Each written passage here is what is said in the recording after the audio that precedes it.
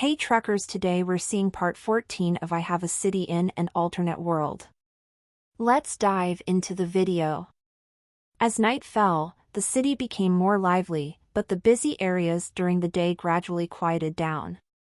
In this world, there were always some things that needed to be carried out at night, because the night was the most natural means of cover. Tang Jin was wearing a black combat suit as he came to the back of the building and walked to a tightly shut iron door. This was one of the building's fire exits. It would be locked at night and no one was allowed to enter or leave. After using the Universal Electronic Kit to fix the image displayed by the surveillance camera, Jin Tang took out the purple electric dagger and cut open the lock of the iron door. Gently pushing open the metal door, Tang Jin walked into the stairs behind the door and started to move upwards. Find new stories on NOV/EL-BIN.com. He walked to the 30th floor unhurriedly and reached the end of the stairs. Tang Jin opened the fire safety door of the stairs. After walking for a distance in the dark corridor, Tang Jin turned around and opened the door lock of a room before entering the office. Tang Jin didn't touch anything in the office. He just walked to the wall, took out the purple lightning short sword, and cut it. The hard concrete wall was directly pierced through by the purple lightning short sword. Following the forceful slash of Tang Jin's arm, a 1-meter square concrete block was separated from the wall.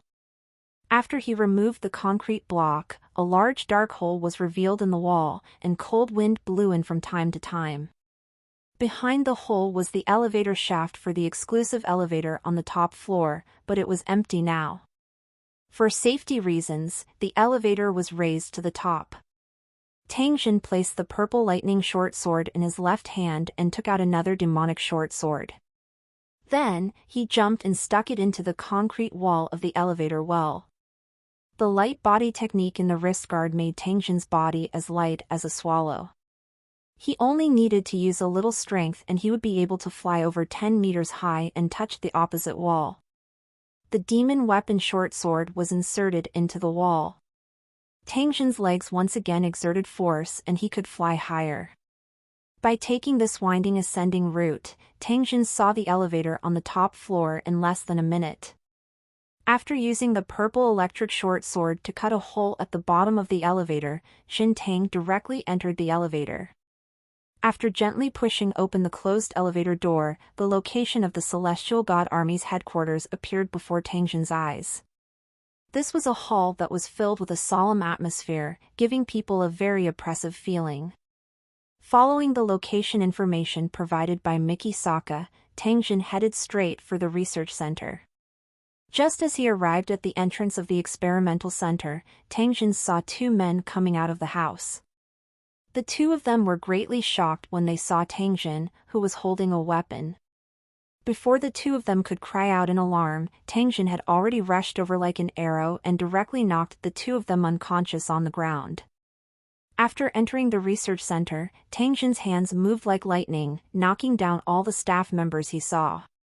He quickly activated the all-purpose electronic kit and began to hack into the internal network of the Celestial Army headquarters to download the information he needed. A wave of hurried footsteps sounded out, mixed with the sound of giving orders. It was likely that Tang Jin had already been discovered. A few men in specially made combat suits rushed into the research center. They were stunned for a moment after they saw Tang Jin's appearance. At this moment, Tang Jin had already removed his disguise. Therefore, the members of the Celestial God unit were able to confirm Tang Jin's identity with a single glance. As the mission targets of the Heavenly God troops, these Heavenly God warriors had seen Tang Jin's photo before. At the same time, they also knew about the news of their comrades being completely annihilated on the deserted island. This was an extremely heavy blow to the Celestial troops. After receiving this news, the remaining members of the Celestial God unit were still immersed in a sad mood. After all, these dead team members were friends they had spent every day with, and their relationship was very deep. More importantly, their goddess team leader, Saka Miki, had also died on the deserted island, which made her crush even sadder. Those who were able to go through the extremely cruel elimination process and enter the celestial deity army were all people with extremely strong mental fortitude, and their ability to resist attacks was very strong. A day's time had passed. They had already accepted this cruel reality and secretly swore in their hearts that they would definitely tear Tangjin's corpse into 10,000 pieces. However, never in their wildest dreams did they expect that Tangjin would actually barge into the Heavenly God's army's headquarters in such a grand manner just a day later. When enemies met, their eyes would turn red. Without any hesitation, these celestial deity unit members charged straight at Tangjin. They brandished their specially made Japanese knives and went straight for Tangjin's vital parts. It was obvious that they had the intention of not leaving him alive. As members of the celestial god troops whose bodies far exceeded that of ordinary people, they were even more passionate about using cold weapons in combat. This was because firearms were far less effective than cold weapons in many cases. However, the strength and speed that they were so proud of had all lost their advantage when they faced Tangjin. Tangjin easily dodged the incoming blade. His body moved half a step forward and the purple lightning short sword in his hand sliced open the Heavenly God warrior's throat. With another swing of the sword, another Heavenly God warrior's combat suit was pierced through. He clutched his chest and fell to the ground. After killing 2 enemies in a row, Tangjin fiercely kicked out, sending a Heavenly God warrior who was trying to attack in close range flying. After the man hit the wall, he let out a muffled sound and fell to the ground, leaning against the wall. His chest had completely collapsed. The remaining Heavenly God warriors were shocked when they saw that 3 of their comrades were killed in an instant. They finally realized how powerful Tangjin was. Without any hesitation, these Heavenly God soldiers swiftly withdrew from the research center and prepared to use the invisible assassination technique that they were most skilled in to deal with Tangjin. The power supply to the top floor was cut off, and it was pitch black. However, these Heavenly God warriors would never have imagined that Tangjin's combat strength would not be affected in the slightest in this dark environment. Putting away the purple lightning short sword in his hand, Tangjin picked up 2 Japanese swords from the ground and began to walk out of the door. Tangjin had just walked into the corridor when he felt a gust of wind behind his ears. Clearly, there was a Heavenly God warrior in hiding who had launched a sneak attack. Tangjin quickly turned around, and the katana in his hand suddenly slashed upwards. A spark from the collision of metal exploded in the pitch-black environment. Before the Heavenly God soldier could withdraw his sword, Tangjin's other sword had already nailed him to the wall. Whoosh, whoosh, whoosh. A wave of electric arrows came from the dark. Tangjin quickly dodged, and at the same time, a Japanese sword flew out of his hand. In a corner not too far away, the Heavenly God soldier who fired the electric arrow was shot through the head by a Japanese sword, and he fell to the ground. Tangjin pulled out the katana from the body and continued to walk into the dark corridor. After turning a corner, 4 Japanese knives immediately slashed down from the walls on both sides of Tangjin, blocking his way from all directions. "You're looking for death," Tangjin shouted in a low voice as an incomparably piercing light erupted. The helmets of these Heavenly God warriors had the function of night vision and preventing flash. However, the instant the switch was switched off, it was enough for Tangjin to reap their lives. A Japanese sword was waved continuously, and a large amount of blood immediately burst out on the white wall. The 4 Heavenly God warriors whose stealth combat suits had been destroyed were immediately revealed. Every slash that Tangjin sent out seemed to have cut through their bodies. These 4 people were already dead. According to Miki Sahua's information on the number of members of the Celestial God unit, there were only 5 people left. Since we're here today, let's make the celestial troops disappear completely.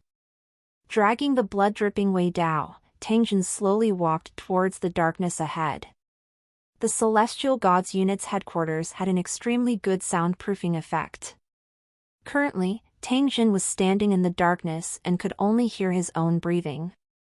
According to Misaka Miki, these heavenly god warriors had undergone inhuman training and had extremely strong endurance. When in a state of concealment, one would not be able to find any clues. That was the truth.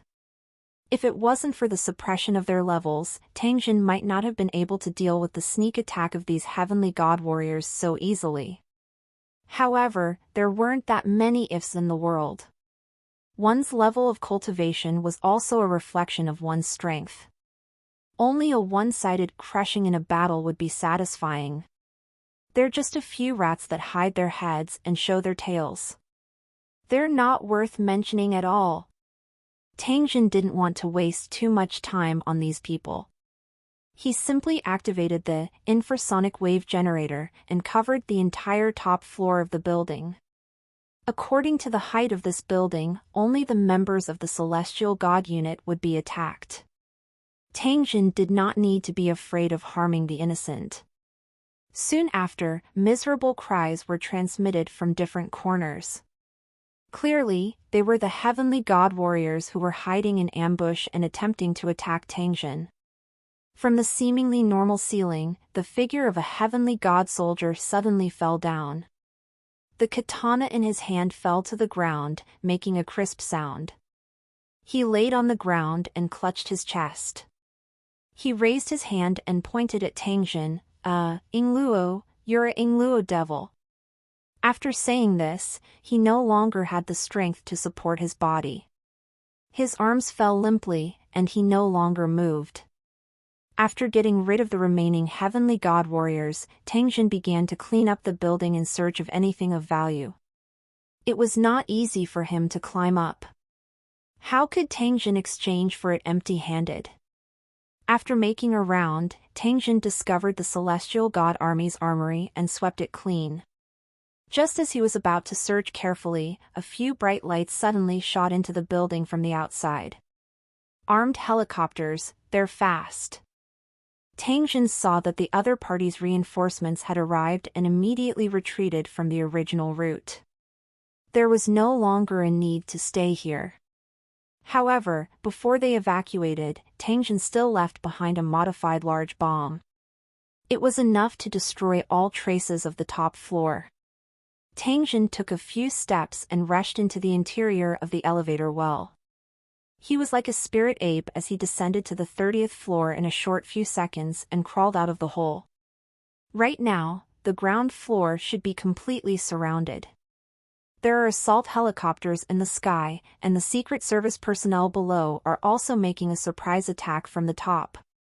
The stairs that I came from should also be blocked. Even so, they can't stop me.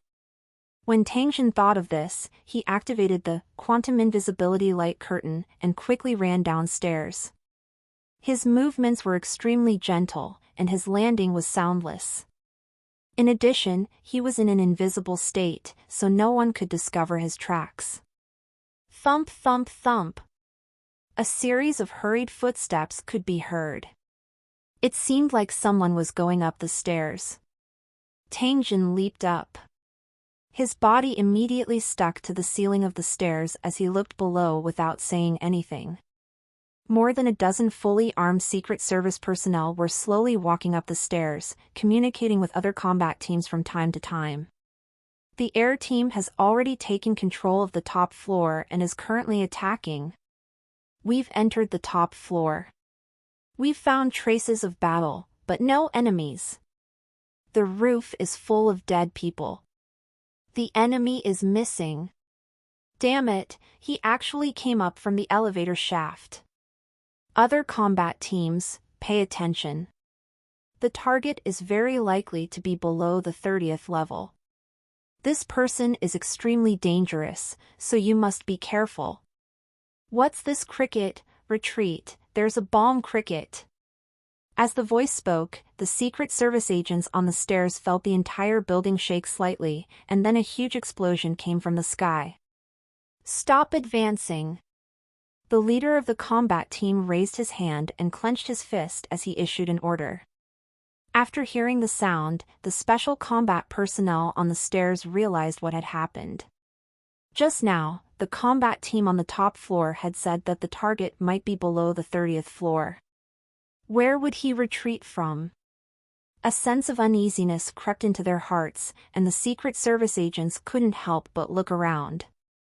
One of the Secret Service agents raised his head and saw a shimmering Japanese sword coming straight for his face. Pfft! The knife pierced through the agent's mask and came out from the back of his head. Enemy attack, above us! The leader of the combat team shouted and immediately raised his gun to aim above his head. Explore new ovals on nvelbai.com. However, just as he raised the gun and had yet to shoot, the leader suddenly felt a bone-chilling coldness penetrate his chest, and his strong body lost all strength in an instant. The team leader took a deep breath, but he felt as if all the air he inhaled had escaped from his chest. At the same time, blood gushed out from his mouth and nose. Pa-da! The leader's weapon fell to the ground, and his body broke into two, falling to the ground together. 1. In the last moment of his unconsciousness, the team leader saw a man with a Japanese sword dripping with blood appear out of thin air. After picking up all the weapons on the ground, he turned around and looked at him. His eyes are so sharp, hee. 1. After the last thought appeared in the leader's mind, he lost consciousness and fell into eternal darkness. After finishing off this combat team, Tang Jin did not continue to stay and quickly ran downstairs. In just a few minutes, someone would discover that this combat team had lost contact. At the same time, they would lock onto Tang Jin's retreat route based on their attack position. Although Tang Jin wasn't afraid of being surrounded by a large number of soldiers, it would be meaningless if that happened. He was getting more and more fond of this kind of elusive way of moving, and he was quite enjoying it. Not long after, Tang Jin arrived at the safety exit of the first floor and directly killed the two Secret Service personnel who were blocking the door. After taking off the other party's clothes and changing into them, Tang Jin turned into a Secret Service personnel in the blink of an eye. There was no abnormality in his appearance. 1. Tang Jin picked up a submachine gun from the ground and inspected it before opening the metal door and walking out. Just as he had predicted, the entire building was cordoned off by a large number of police cars. However, the explosion just now had destroyed the blockade, and the ground was now covered with building debris, dust-covered police cars, and groaning injured people. Because they were too close, these people enjoyed a free dust bath. The scene was filled with panicked crowds everywhere. Hence, no one noticed Tang Jin's appearance at all. Even if someone noticed him, they wouldn't pay him any more attention after seeing him in the uniform of a Secret Service agent. The explosion on the top floor acted as a cover for Tang Jin. Otherwise, under normal circumstances, even if Tang Jin disguised himself as a Secret Service agent, he would be suspected and interrogated. Tang Jin quietly mixed into the noisy crowd. He opened a police car door and swaggered away. As he drove the police car down the street, the noise behind him grew further and further away. Tang Jin took off his mask and casually threw it on the front passenger seat. He then turned on the radio. The announcer's voice was heard. He was talking about the news of the building explosion and making various guesses about the cause of the incident. Tang Jin listened for a while and felt a little bored. He directly turned off the broadcast. He planned to drive a little further and find a hidden place to put the police car away before teleporting back to the world of the tower. Tang Jin turned into a residential area along a street. Just as he was planning to drive the police car into a corner, a figure suddenly rushed out and blocked his way. From the graceful figure, he could confirm that it was a woman. If it wasn't for Tang Jin stopping the car in time, this woman would have been directly sent flying. His chapter is up.d by nvel bin.co/m. Are you looking for death? Tang Jin snorted. He was just about to continue forward when the woman who had stopped the car began to hit his window. Her movements were extremely hurried. Tangjin was helpless and could only roll down the car window. What do you want? Tangjin looked at the woman outside the window and felt that she was a little familiar. Officer, my ex-husband brought a group of people to my house and threatened me with my child. He made me do things that I didn't want to do. After saying this, the woman looked at Tangjin with a pleading gaze. Please, I beg you, please help me. How's the child? Did he get hurt? Tangjin slightly frowned and asked. No, they just refused to leave my house. I sneaked out to call the police. When the woman spoke, she sounded like she was about to cry. Tangjin hesitated for a moment before he finally got out of the car. He looked at the woman who was wearing pajamas and exposed her smooth thighs and said, "Is it your gambling husband? He really doesn't know what's good for him." The woman was startled when she heard this. After carefully sizing up Tangjin a few times, she revealed a pleasantly surprised expression and asked, "Are you the gentleman who helped us out? I didn't expect you to be a police officer. Sorry to trouble you." Tangjin pursed his lips. He was mumbling in his heart. Why were things so coincidental? He had met this woman twice in a day, and both times when she was in trouble. Was this considered as a hero saving a beauty? Tangjin quietly shook his head. If he had not heard that the child was being controlled, he would not have bothered with this woman. Where's your home? Lead the way. Tangjin tilted his head towards the woman and indicated for her to walk in front. When the woman saw that Tangjin was dressed like a Secret Service agent and had a submachine gun in his hand, the uneasiness in her heart immediately dissipated a lot. She quickly led the way in front barefooted. After walking for about 100 meters, Tangjin followed the woman into a house. At the same time, a child's cry entered Tangjin's ears. When the woman heard the child's cries, she immediately rushed into the house like a mad woman. A series of men's curses rang out. Tangjin had just entered the house when he saw 5 men standing in the house. The woman's gambling addict ex-husband was currently tearing the woman's hair, while a little girl was hiding in a corner and crying loudly. After seeing the fully armed Tangjin enter the room, these people were stunned for a moment. They could not help but take a step back. At the same time, these men's gazes were constantly moving up and down the submachine gun in Tangjin's hand. Clearly, they had some apprehensions. Take the child to the bathroom and don't come out. After Tangjin shouted at the woman with messy hair, his eyes stared at the woman's ex-husband. Being stared at by Tangjin's sharp eyes, the woman's ex-husband immediately panicked and quickly let go of the woman's hair. The woman immediately picked up the crying little girl on the ground and quickly ran into the bathroom. She held the door tightly and cried softly with the child in her arms. "Officer, what do you mean by this?"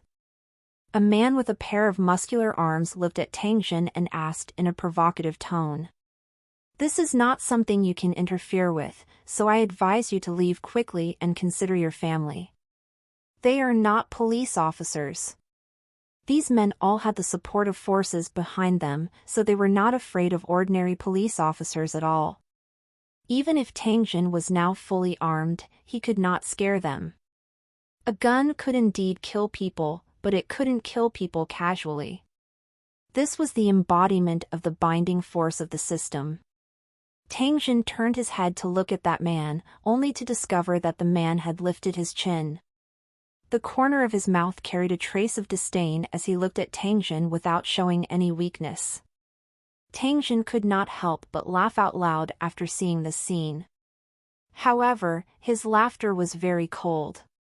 Originally, he had only planned to scare these people away, but he didn't expect this guy to provoke him so recklessly. He was really tired of living. The man who was provoking him only felt his vision blur. Then, he felt that his throat was tightly locked. No matter how he struggled, he could not move an inch. Seeing Tangjin stretch out his hand and actually easily lift up a strong man that weighed over 200 jin, the rest of the people were startled. However, when they saw the brawny man's face turn from white to purple, the rest of them immediately realized that something was wrong. They pulled out the short knives at their waists and pounced toward Tangjin. These men's movements were not messy, and their knife techniques were also very experienced. It was obvious that they had received special training. Unfortunately, in Tangjin's eyes, he only felt that their movements were frighteningly slow and full of flaws. Even if Tangjin exposed his chest for them to chop, those ordinary forging knives would not be able to harm the body of a Lord-tier cultivator.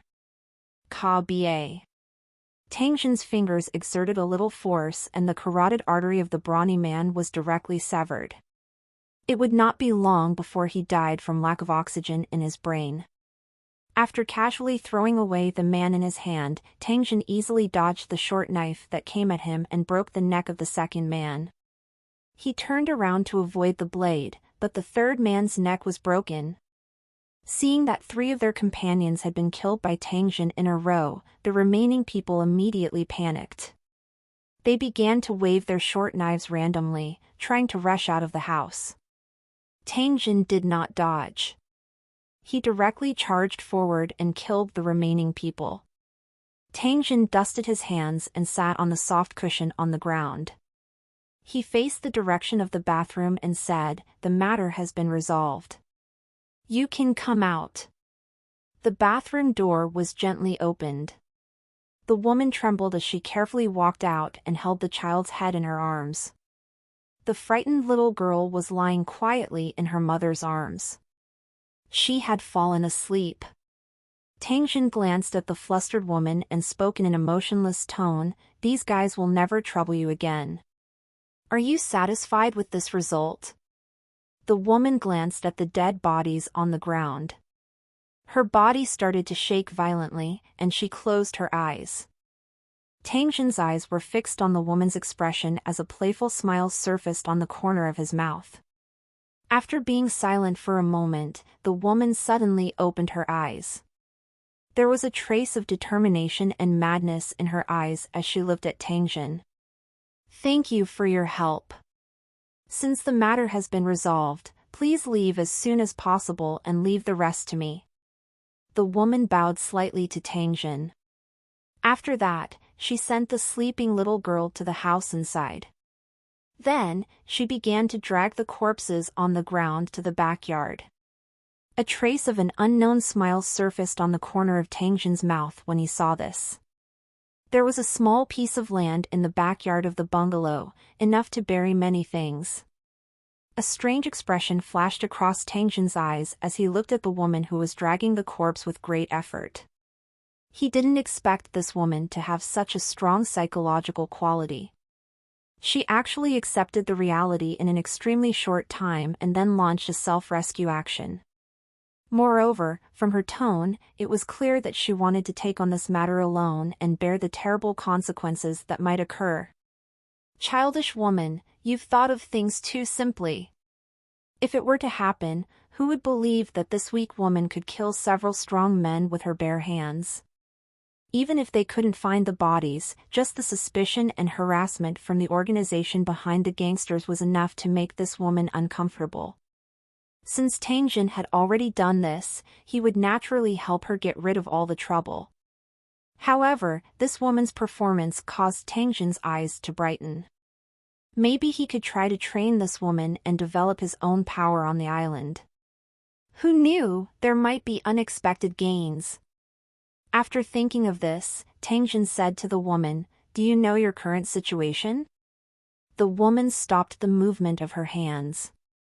She wiped the sweat on her forehead and said to Tangjin, "It's already like this, what's the point of thinking about that?"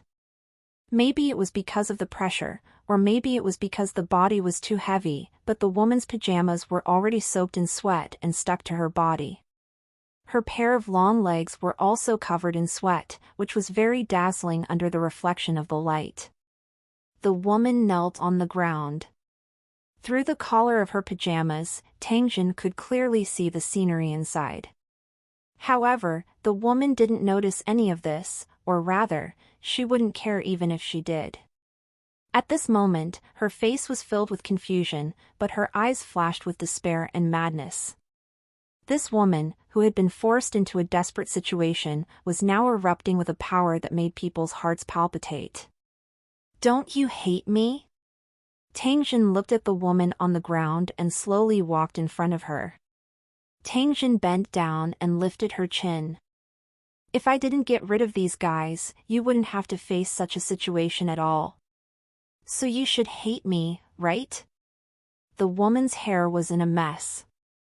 After Tangjin lifted her chin, she looked through the hair on her forehead that was drenched in sweat. She looked at Tangjin and said in a low voice, "Even if you didn't kill these bastards, I would have died in their hands sooner or later. But now, not only can I drag them down with me, but there's also a chance of survival. Even if I really die, I won't lose anything. Since that's the case, why should I hate you?" The woman's voice was trembling, but her tone was firm. The woman, who had been forced to a dead end, had a crazed desire for destruction in her heart.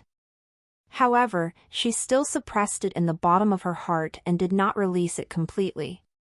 Tangjin stared at the woman for a moment before nodding. "I can help you solve all your problems and let you and your daughter live a carefree life, but you have to be loyal to me and complete any task I give you." After the woman, who was on the verge of a breakdown, heard this sentence, her eyes immediately emitted a ray of light. She knelt in front of Tangjin's feet without the slightest hesitation. "As long as you can help me tide over this crisis and allow my daughter to live a comfortable life, I won't hesitate even if I have to die now." Tangjin looked at the woman who was kneeling on the ground and softly said, "I won't ask you to die. Instead, I want you to live a glorious life.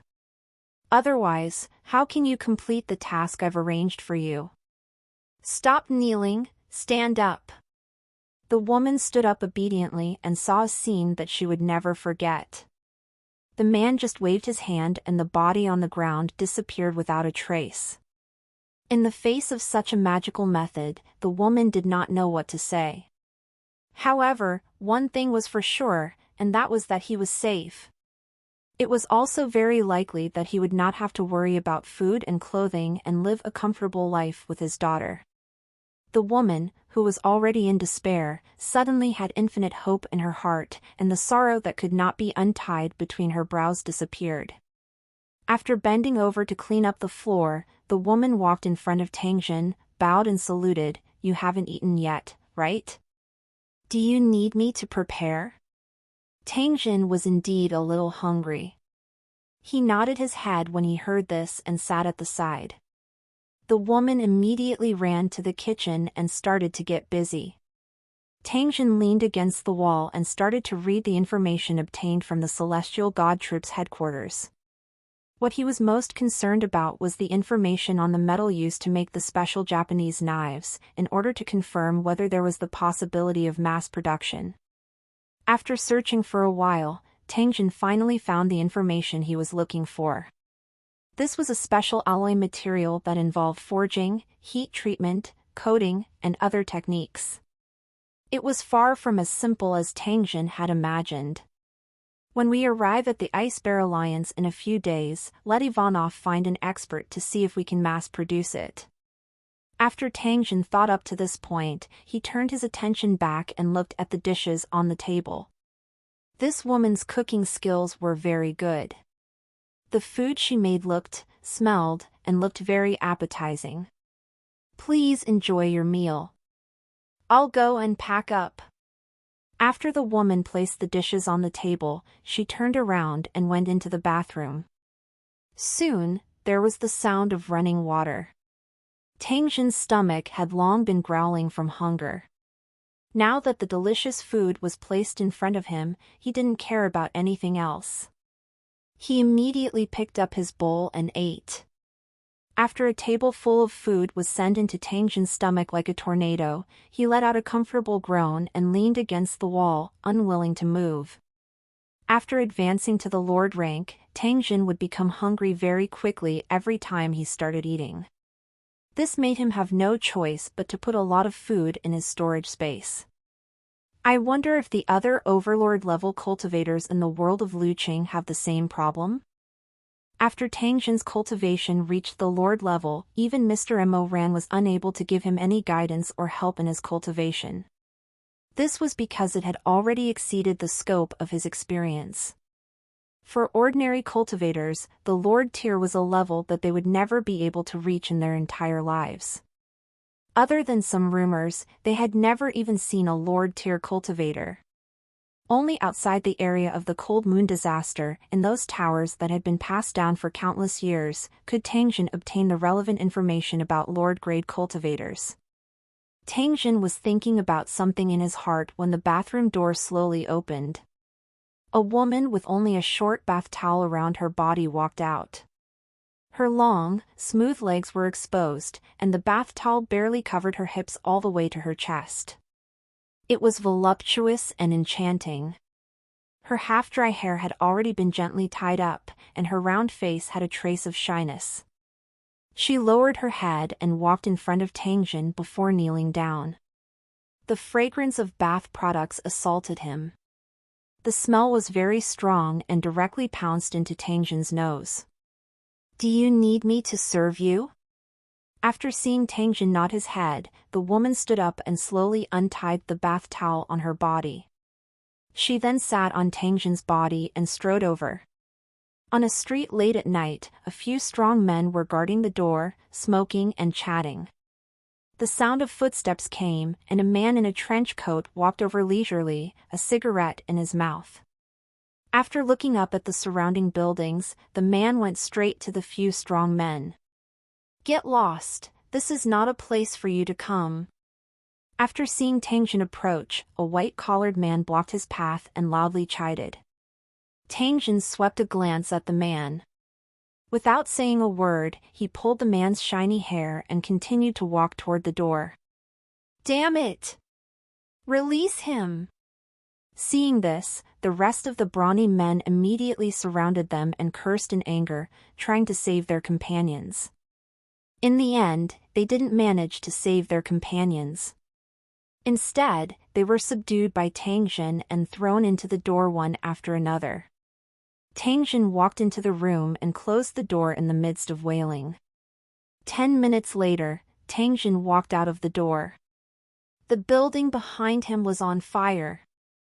It didn't take long for the building to turn into a sea of fire, and no one managed to escape. The fire engine's alarm sounded from afar, but in the face of the building that had been completely burned to ruins, the firefighters could only try their best to suppress the fire, but they did not dare to approach. In a corner not far away, Tang Jin directly turned around and left after confirming that this organization no longer existed. After the woman received a sum of money and the resurrection altar, she was now the gatekeeper of the island. Soon, there would be help from the Ice Bear Alliance and the Asian Alliance to help her, to ensure that she could get through the initial predicament. After dealing with the small organization that threatened the women, Tang Jin did not need to worry about the remaining matters. In a hidden alley, Tang Jin activated the transmission and returned to the Tower World.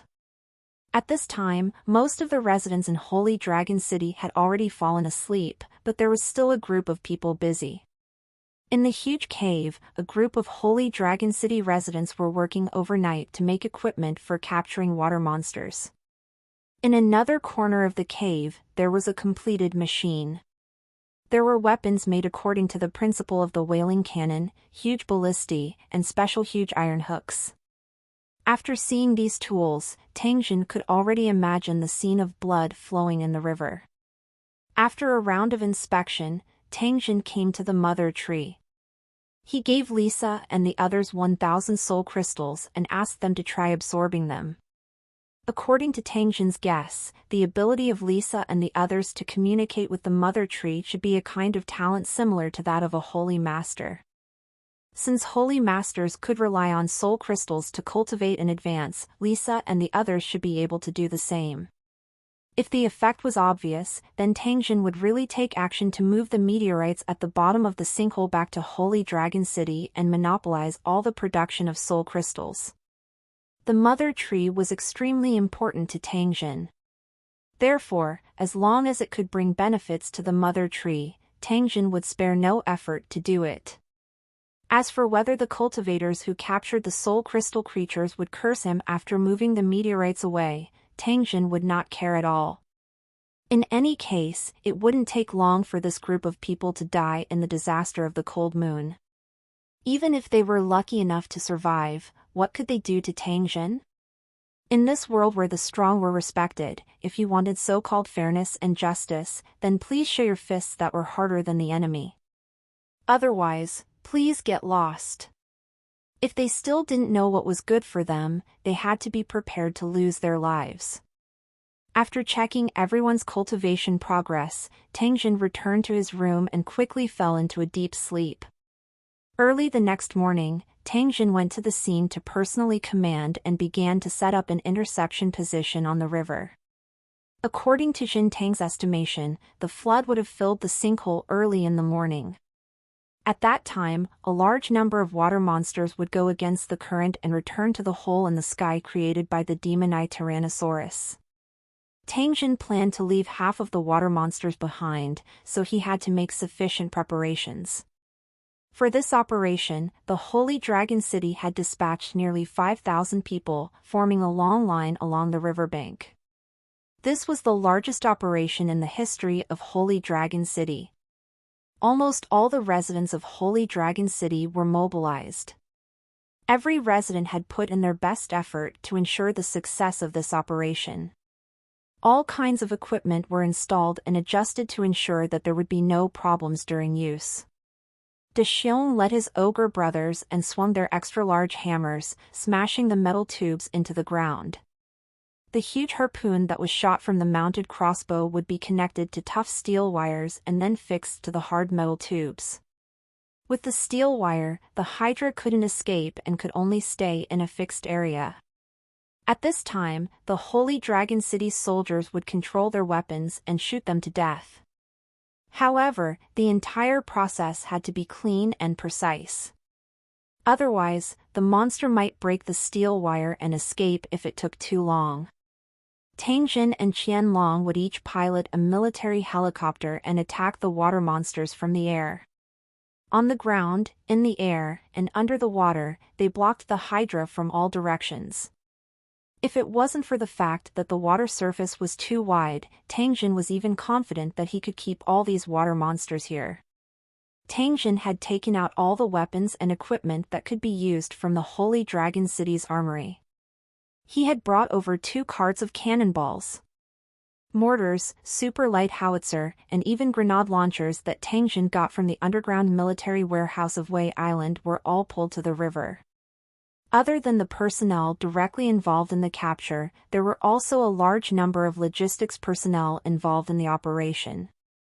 They would be in charge of handling the Hydra's corpses, providing food, and saving the injured. When had Tangjin ever commanded such a large battle formation? In just a short while, he was so busy that his head was spinning. He had no choice but to distribute all the tasks and let everyone split up the work to manage. In this way, Tangjin only needed to command and control the overall situation. He ran to the newly built observation tower, took out a bottle of fruit juice, and gulped it down in one go. Leaning on the folding chair, Tangjin began to observe the situation of the entire river through the map view. He was holding a walkie-talkie in his hand.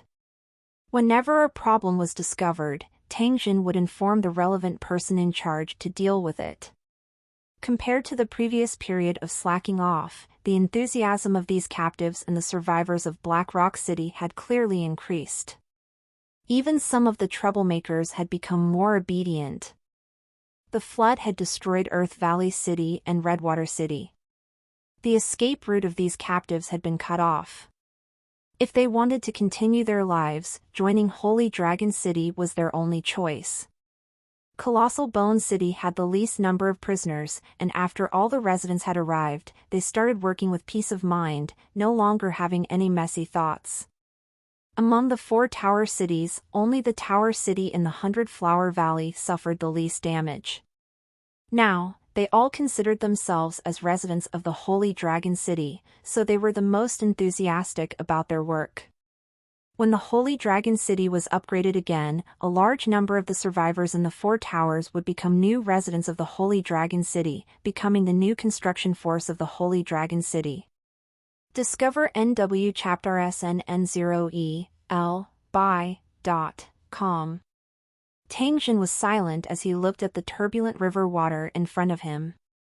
Everything was ready, all they had to do was wait for the Hydra to return. Tangjin did not know if he was hallucinating, but he felt that the turbulent river water had slowed down. According to his estimation, the sinkhole should have been filled up by the flood, and the water monsters swimming in the sinkhole should be on their way back now. Before the sky brightened, the Holy Dragon City was already brightly lit and noisy. After a quick breakfast, the crowd started to rush to the riverbank. In order to prevent any accidents from happening, Tangjin had distributed all the protective tools in Holy Dragon City to strengthen the defenses of the captives and the survivors of Black Rock City. All the Wasteland war chariots were deployed and parked at a certain distance. On them were machine gunners with serious expressions. The Holy Dragon City soldiers armed with automatic rifles were divided into several capture teams, waiting in their respective areas. In the other areas, there were Holy Dragon City cultivators, ogres, and the artillery troops even further away. The long riverbank had been filled with human beings, and there was a capture team at a certain distance. Tangjin sat in the armed helicopter and stared at the movement on the river surface, hoping to find the traces of the water monster as soon as possible. A pitch-black back suddenly emerged from the water, followed by a second, and a third. More and more water monsters appeared on the river surface, moving quickly against the current. Their black bodies almost filled the entire river. "It's finally here!" A trace of excitement flashed across Tangjin's eyes. He immediately passed down the order to all the capture teams. When the Hydra finally entered the first group's capture area, the long-awaited ballista immediately fired, piercing directly into the river. Pfft! The sharp metal fish spears, full of thorns, hit the water monsters and pierced their bodies. The pain made them jump out of the river, revealing most of their bodies. When the monsters emerged from the water, the machine guns and automatic rifles began to fire, turning the water monsters into a bloody mess. The Hydra wanted to escape, but it was held back by the steel wire and couldn't break free. However, the Hydra was extremely strong, and the steel rope might not last long. A few Holy Dragon City warriors took the opportunity to launch a rocket that directly hit the Hydra, blasting a terrible wound on its vital part. When the water monster stopped struggling, the steel wire would quickly hang onto the car, and the car would slowly drag the water monster's body to the shore. The ogres, who were on standby, quickly ran over under the command of Big Bear and threw the Hydra's body onto the car. The car carrying the Hydra's corpse immediately left the river bank and rushed towards the Holy Dragon City. There, someone would deal with the Hydra. As the two Hydra in the first capture area were pulled away, the second and third capture areas also had their own gains. The Hydra that was shot began to struggle. There were many water monsters in the river, and every attack of the capture team would inevitably yield some results. More and more Hydra were pulled up to the shore, and the car couldn't carry them over anymore. They might as well drain the blood and throw it casually in a wide area. When the Hydra's vanguard broke through the last capture group's sealed area, they were once again hit by the artillery. Countless cannonballs fell into the river, setting off huge waves. At the same time, pieces of the Hydra's flesh and blood flew into the sky. Unlike the capture teams, the artilleries attacked indiscriminately. Almost all the water monsters that passed through this section of the river would be bombarded by artillery shells. Some unlucky water monsters were killed in one blow, and their bodies would slowly move along with the current. Then, the captives would throw 8-clawed hooks and quickly drag them to the shore. The injured Hydra was still swimming, ignoring the damage it had suffered, as if it was possessed. Some of the severely injured water monsters were forced to swim downstream by the rapid current. Among the horde of Hydra, a Lord-tier Hydra ignored the cannon fire and charged out of the area blocked by the cannons. Even though its skin was torn and its flesh was torn, it still did not endanger its life. The powerful body of a Lord-tier creature was clearly displayed here. Unfortunately, Tangjin, who was in the sky, had already set his eyes on it. Cannon bullets kept shooting into its body, and modified bombs also kept falling on the Lord-tier water monster. In less than half a minute, the Lord-tier water monster was covered in wounds, and its swimming speed rapidly decreased. Under the threat of death, the Lord-tier sea monster that was controlled by the Magic Eye T-Rex's secret technique finally regained a trace of its consciousness and began to attack the assault helicopters in the sky. A water bullet shot out of the Lord-tier water monster's mouth and headed straight for Tangjin's plane. Tangjin was already prepared. He immediately maneuvered the plane to avoid the attack. At the same time, a missile directly hit the Lord-tier water monster's mouth. This missile directly blew up half of the Lord-tier water monster's head, causing it to wail in pain and fall heavily into the river. Although the Lord-tier water monster had a strong life force, it was not far from death after taking such a heavy blow. How could Tangjin miss such an opportunity to beat up the monster that had fallen into the water? The cannon's bullets shot out, smashing the huge body that was floating in the water into pieces. When the level up progress bar finally moved forward by a small grid, Tangjin finally stopped his attack. After this battle, Tangjin had a direct understanding of the strength of Lord-tier monsters. This Lord-tier water monster was under the control of the Magic Eye T-Rex and was in a state of confusion, which was why it was killed so easily. If Tangjin wanted to kill it under normal circumstances, it would not be so simple. Putting aside everything else, just the suppression in size was enough to give Tangjin a big headache. Seeing the huge Lord-class water monster's body flowing down the river, Tangjin immediately picked up the walkie-talkie and ordered the captives to retrieve the body first. Compared to a normal Hydra's corpse, a Lord-tier Hydra's corpse was extremely valuable. It could be said that it was a treasure inside out. Such a good thing naturally had to be valued and treated with care. Not far away, Thousand Dragon was controlling a military helicopter, tailing a level 5 Hydra and attacking it continuously. It seemed like the battle was about to end. Even though this was the last line of defense, Tangjin could still see countless water monsters moving forward in the water. Even though most of the water monsters were covered in injuries, they still stubbornly rushed upstream. The Demon Eye Tyrannosaurus was indeed a king-tier monster that specialized in mind control. It could easily control the life and death of these low-level water monsters. Tangjin glanced at the back of the Holy Dragon City. His heart faintly felt uneasy. Perhaps the Magic Eye Tyrannosaurus was silently watching everything that was happening on the riverbank from thousands of miles away.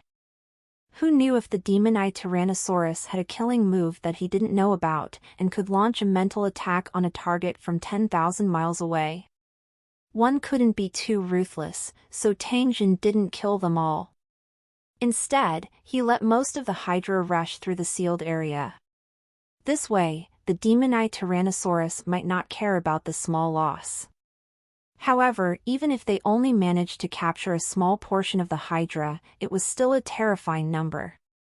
The members of the capture team were in full swing. One by one, the water monsters were dragged ashore and then dragged to the side by the car. Now, they focused on capturing the Hydra that had been injured by the shell. This was because such weak Hydra was easier to capture and their efficiency was greatly improved. As far as the eye could see, the riverbank was filled with the corpses of the water monsters. Their blood had already gathered into a stream and was constantly flowing into the river. The river water had been completely dyed red by blood, and there were even sticky bubbles on the surface. The river water had also become fishy. On the wide riverbank, the cars kept shuttling back and forth, but they still couldn't move all the Hydra's bodies. Another Lord-tier Hydra, covered in injuries, passed through the blockade and arrived at the water below the armed helicopter. Tangjin, who was in the sky, was just about to operate the cannon to shoot when he suddenly felt a pain in his head. He almost drove the armed helicopter into the river. At the same time, a faint voice drifted into Tangjin's mind before it disappeared without a sound. Tangjin, who had stabilized the plane, frowned. He looked at the Lord-tier water monster that was slowly swimming by with an unwilling expression. In the end, he sighed softly and let it swim up. However, when he turned his head to look in the direction of the hole in the sky, an undetectable killing intent flashed across Tangjin's eyes. The demon-eye Tyrannosaurus was just as he had guessed. It could use mental attacks from a long distance. The warning that had suddenly appeared in his mind was clearly from the demon-eye Tyrannosaurus. Although he was ambushed, it allowed Tangjin to have a certain understanding of the demon-eye Tyrannosaurus ability. This was the best it could do to use a spiritual attack from a distance. Tangjin wouldn't treat the demon-eye Tyrannosaurus as a soft-hearted person. Since it couldn't kill him directly, it meant that it couldn't do it even with its ability. Or rather, it could be done, but the price to pay was too high. Therefore, the demon-eye Tyrannosaurus didn't want to make a loss. No matter what, he had to be more cautious. After thinking up to this point, Tangjin informed Qianlong to cancel the air interception and controlled the assault helicopter to land on the riverbank. After jumping down from the plane, Tangjin lit a cigarette and stared at the river in silence. Not long after, Qianlong walked over and stood beside Tangjin. "City Lord, why did you suddenly give the order to stop the interception?" Qianlong's face carried a trace of confusion as he asked Tangjin. Tangjin smiled as he pointed at the river surface.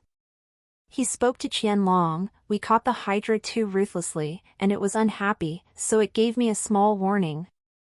Qianlong's expression changed upon hearing this and he asked, "Magic Eye Tyrannosaurus, Qianqian, are you all right?" Tangjin shook his head, indicating that he had no problem with it. Although his head was still a little groggy, it didn't affect his movements much, so there shouldn't be any side effects. A thought flashed in Tangjin's mind. He casually took out a soul crystal and sat on the ground by the riverbank. After he tried to absorb it, the dizziness immediately reduced a lot. It seemed like he had suffered from the mental attack of the demon-eye Tyrannosaurus, and absorbing the soul crystal could alleviate the damage. Tangjin leaped up from the ground and said to Qianlong, "I'm going to take a look at the hole in the sky. You and Tyson can keep an eye on this place. We can stop the capture at noon," Zhao Yu said. "We don't know much about the demon-eye T-Rex, so we have to be careful. If this guy has some other tricks up his sleeve, we can't afford the losses. No matter what, we've earned big, haven't we?" After Tangjin said that, he turned around and jumped onto the assault helicopter, heading straight for the hole in the sky. Tangjin walked along the river. It did not take long before he faintly saw the torrent that descended from the sky. Tangjin controlled the assault helicopter to land on the ground and stored it in his storage space. He then began to walk toward the hole in the sky.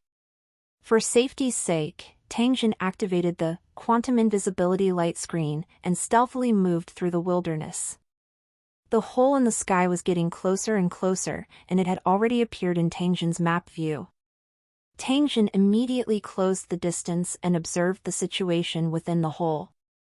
The Magic Eye Tyrannosaurus main body didn't appear behind the hole, but the situation in the river was very strange. For some unknown reason, the Hydra gathered in the river and swam forward despite the impact of the flood. Just as Tangjin was feeling suspicious, an abnormal situation suddenly appeared in the hole in the sky. An indescribably thick tentacle suddenly appeared, quickly falling from the hole in the sky. After the tentacle fell into the river, it casually touched the Hydra, and the countless suction cups on the tentacle caught the Hydra. Then, the tentacle quickly retracted from the hole, bringing a long string of struggling Hydra behind it. Tangjin made a rough estimate. In just one capture, the tentacle had brought over 100 water monsters back to the back of the hole. Such a capturing efficiency was more than 100 times that of Holy Dragon City. In less than 5 minutes, the huge tentacle reached out from the hole in the sky again and fell into the river. In the blink of an eye, another group of Hydra was grabbed and brought behind the hole in the sky by the tentacles. Tangjin stared at the scene before him without blinking. He secretly guessed the origin of the tentacles and wondered if they were also part of the demonized Tyrannosaurus body. Time passed by slowly, and the number of water monsters in the river decreased. A rough estimate showed that thousands of Hydra had been brought back to the back of the hole in the sky by the giant tentacles. After a few more times, all the water monsters in the river would disappear. At that time, would the hole in the sky automatically disappear? When the last batch of water monsters was brought into the hole in the sky, Tangjin clearly saw a huge shadow flash behind them. The shadow was huge and moved slowly behind the hole. Before long, a huge eyeball appeared behind the hole. This was the demon eye of the demonized Tyrannosaurus. As soon as Tangjin saw the demon eye appear, he immediately switched from the map view to avoid being hit again. Tangjin's previous experience was still fresh in his memory. Even if he was given a lot of courage, he would not dare to look at the demon-eyed Tyrannosaurus in the eye. The giant eyeball scanned the wilderness with a cold gaze and slowly disappeared behind the hole. Tangjin let out a sigh of relief. He felt an invisible force sweep across his body. If he wasn't wrong, it should be from the demon-eyed Tyrannosaurus. This fellow had obviously discovered that he was peeking at him, but he did not care about it at all. It was obvious that he did not place Tangjin, this little worm, in his eyes. When the shadow in the sky completely disappeared, the lightning that was originally shining near the hole instantly became violent. It was as if it had been suppressed before, but now the pressure was gone. The lightning and its speed repaired the hole in the sky. The torrent in the sky began to weaken at a speed visible to the naked eye. After about half an hour, the last stream of water fell from the sky, and then there was no more water drop in the sky. As he looked at the clear blue sky, Tangjin was practically unable to believe that there was still a torrent that had descended from the sky half an hour ago. After taking out the assault helicopter, Tangjin quickly jumped on it and went straight to the bottom of the hole in the sky. Looking down from the sky, the place where the torrent had fallen had a huge and deep pit that looked extremely deep. Since there was no water supply, the river had stopped flowing. The waves were as flat as a mirror, and it looked extremely magnificent. There were countless fish and shrimp in the water, and it was an extremely high-quality source of food. Now that all the water monsters had disappeared, Tangjin also dared to use his fishing boat to carry out large-scale fishing. I need to go back to the island as soon as possible and get some fishing boats and fishing nets. We should be able to store a lot of food before the cold moon disaster arrives, he said. After Tangjin thought up to this point, he was about to return to Holy Dragon City. However, he unexpectedly discovered that there seemed to be some light flashing at the edge of the deep pit. This flash of light made Tangjin's heart skip a beat. He immediately maneuvered the plane to land. Then, he put on the underwater breathing insect and went straight to the location of the flash. A strange diamond-like crystal was picked up by Tangjin under the sea that was more than 10 meters deep. Looking at the crystal that was constantly circulating with light, Tangjin concluded that this was a good thing. Wearing the underwater breathing insect, Tangjin began to search for this kind of glittering crystal under the water. After searching for half a day, Tangjin found a total of 7 such crystals at the edge of the deep pit. This crystal was as bright as a diamond. It didn't need any light source and could flash with a fiery light from time to time. Tangjin knew that there was definitely more than this kind of crystal stone, but he did not go deep into the huge pit to search. There was no need to waste a lot of time on something he didn't know the use of. After keeping the crystal in his storage space, Tangjin boarded the military helicopter and headed straight for Holy Dragon City. After returning to the Holy Dragon City, Tangjin discovered that the riverside was still bustling. The water monster in the river had disappeared, and the original capturing tools had been removed. They were all transported to the cave in the Holy Dragon City to be stored. Now, the people were divided into countless small groups, shouting excitedly and busy transporting and dealing with the Hydra's corpses. The captives used sharp blades to peel off the skin of the water monster, cut it into uniform strips, washed it, and stacked it. After being processed, the Hydra's skin could be used to make leather armor with excellent defense, so it should not be wasted. The Hydra's strong muscles were cut into large pieces, which would be made into cured meat and jerky for food storage. All the transportation tools were used to send the Hydra meat to the Holy Dragon City without stopping, waiting for further processing. Since there might be soul crystals in the Hydra's stomach, they had to dissect it and rummage for them. Therefore, the Holy Dragon Valley was filled with a pungent smell. Now that the Hydra was gone, the river was safe, so the search for the organs had been moved to the riverside. This scene was very disgusting, and many people had already vomited more than once. Tangjin walked to the side of the river and looked at the large group of captives rummaging through the stomach of the water monster. From time to time, they would throw soul crystal creatures into the big basin next to them.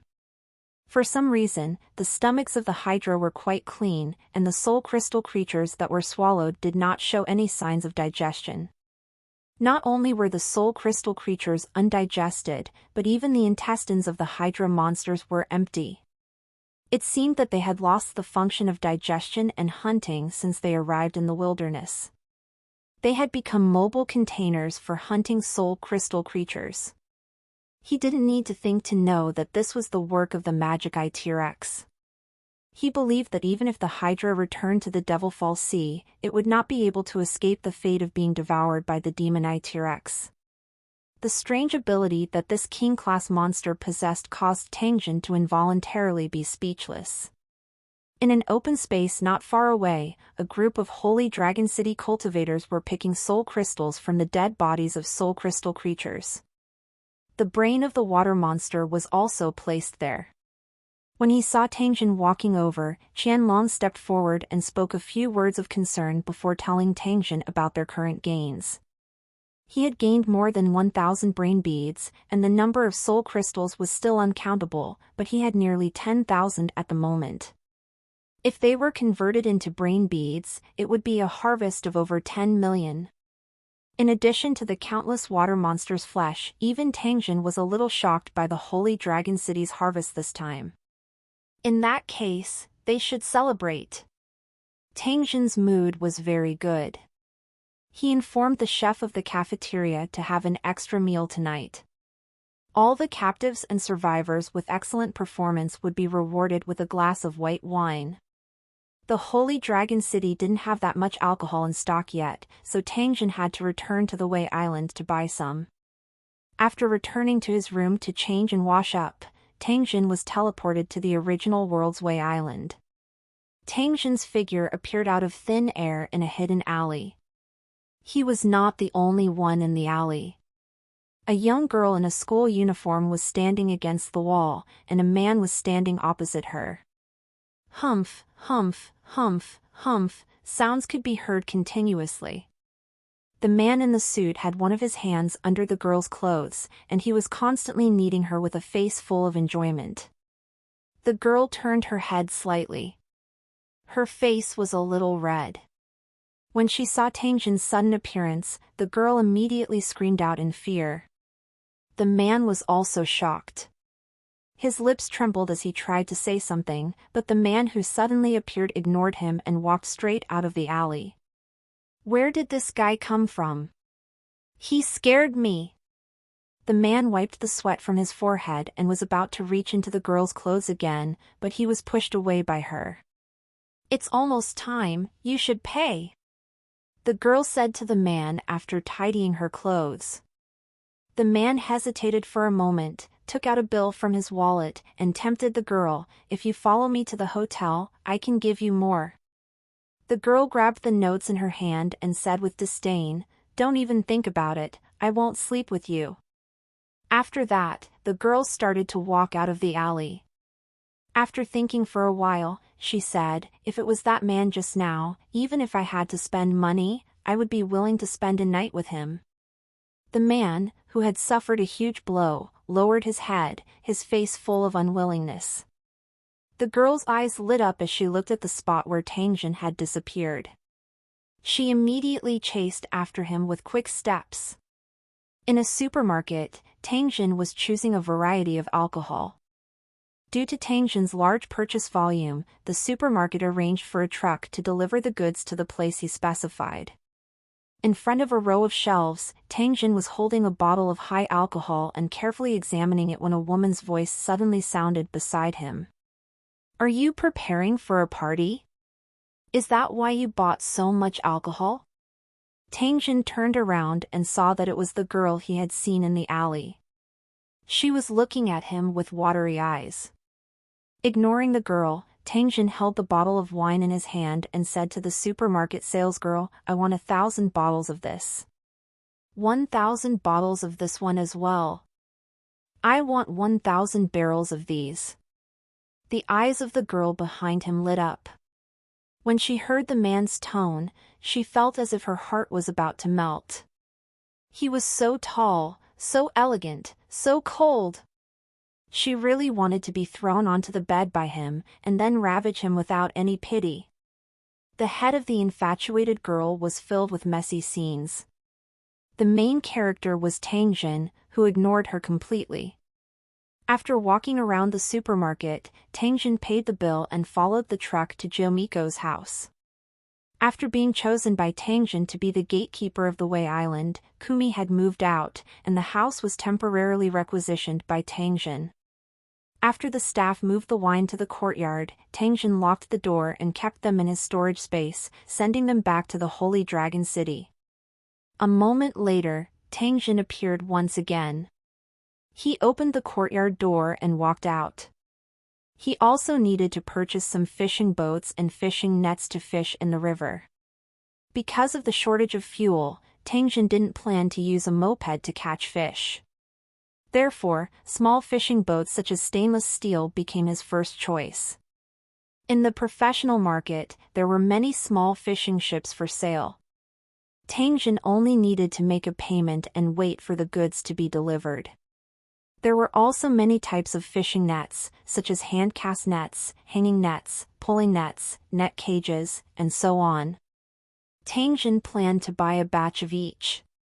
Following the map's instructions, Tangjin quickly arrived at his destination. After going around the market, Tangjin had purchased all the materials he needed, and each of them was in sufficient quantity. Once again, the goods were sent to Kumiko's house, all back to the Holy Dragon City.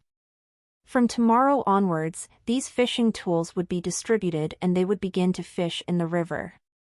The sky was getting dark, and the Holy Dragon City's banquet was about to begin. The Holy Dragon City was bustling with noise and laughter tonight. Dozens of huge street lamps stood around the Holy Dragon City square. With the support of the lighting system of the Glitter Gold race, each street lamp was like a small sun, shining brightly. Under the illumination of the lights, the Holy Dragon Valley displayed a different kind of beauty that made people intoxicated. Although the Holy Dragon City square was huge, it was filled with people with happy expressions. It was their first time attending such a large-scale gathering, so they were very excited. Whether it was the residents of the Holy Dragon City, the survivors, or the captives, they were all sitting on the ground, waiting for the dinner to begin. Because there were too many people eating, the existing tables and chairs were definitely not enough, so they simply divided them into groups and sat on the stone slabs on the ground. Someone roughly estimated that there were thousands of such groups in the square, neatly arranged. The women lined up in a long line and walked through the passage that was specially left in the square. Then, they placed the tableware in the middle of the crowd.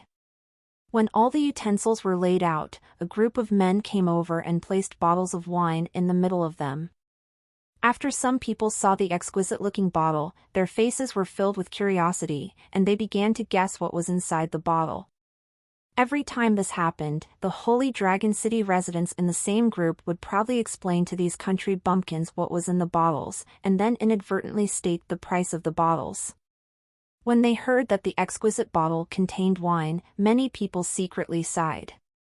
Holy Dragon City was really rich and overbearing.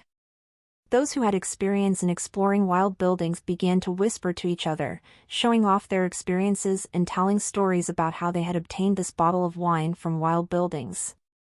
Some people calculated the price of the wine in bottles and were immediately left speechless. There were thousands of tables in this banquet. Even if there was a bottle of wine on each table, there would be more than 1,000 bottles. How many brain beads would it be worth if they were sold? In the past, he had always heard the residents of the Holy Dragon City flaunt how rich they were.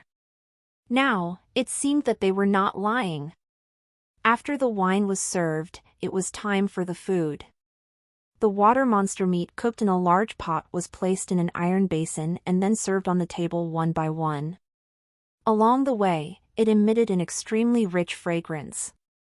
The water monster's meat cooked with thick oil and red sauce was not only delicious, but also had great benefits for the body. It was definitely a rare good thing. The captives who had tried to eat the Hydra before were now in good health and high spirits. As soon as the fragrant Hydra meat was served, everyone couldn't help but drool as they looked at the meat. In addition to the water monster meat, each group was also given a lot of side dishes such as peanuts and sausages, all of which were packed food that Tangjin had bought from the supermarket.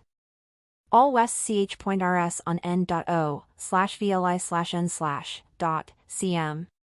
When all the food had been served, everyone immediately began to eat and drink with a look of enjoyment on their faces. Tangjin held a cup of wine and stood on the high stage that was temporarily built. Looking at the over 10,000 people in the square, Tangjin couldn't help but think of the celebration banquet when the Holy Dragon City was first built. At that time, the Holy Dragon City only had a few hundred people, but they had endured countless storms and developed until now, where their population exceeded 10,000. It would definitely be nonsense to say that Tangjin did not have a trace of pride in his heart. He had poured all his efforts into the development of the Holy Dragon City. Every blade of grass and tree here bore witness to his relentless efforts. Tangjin raised the wine cup in his hand.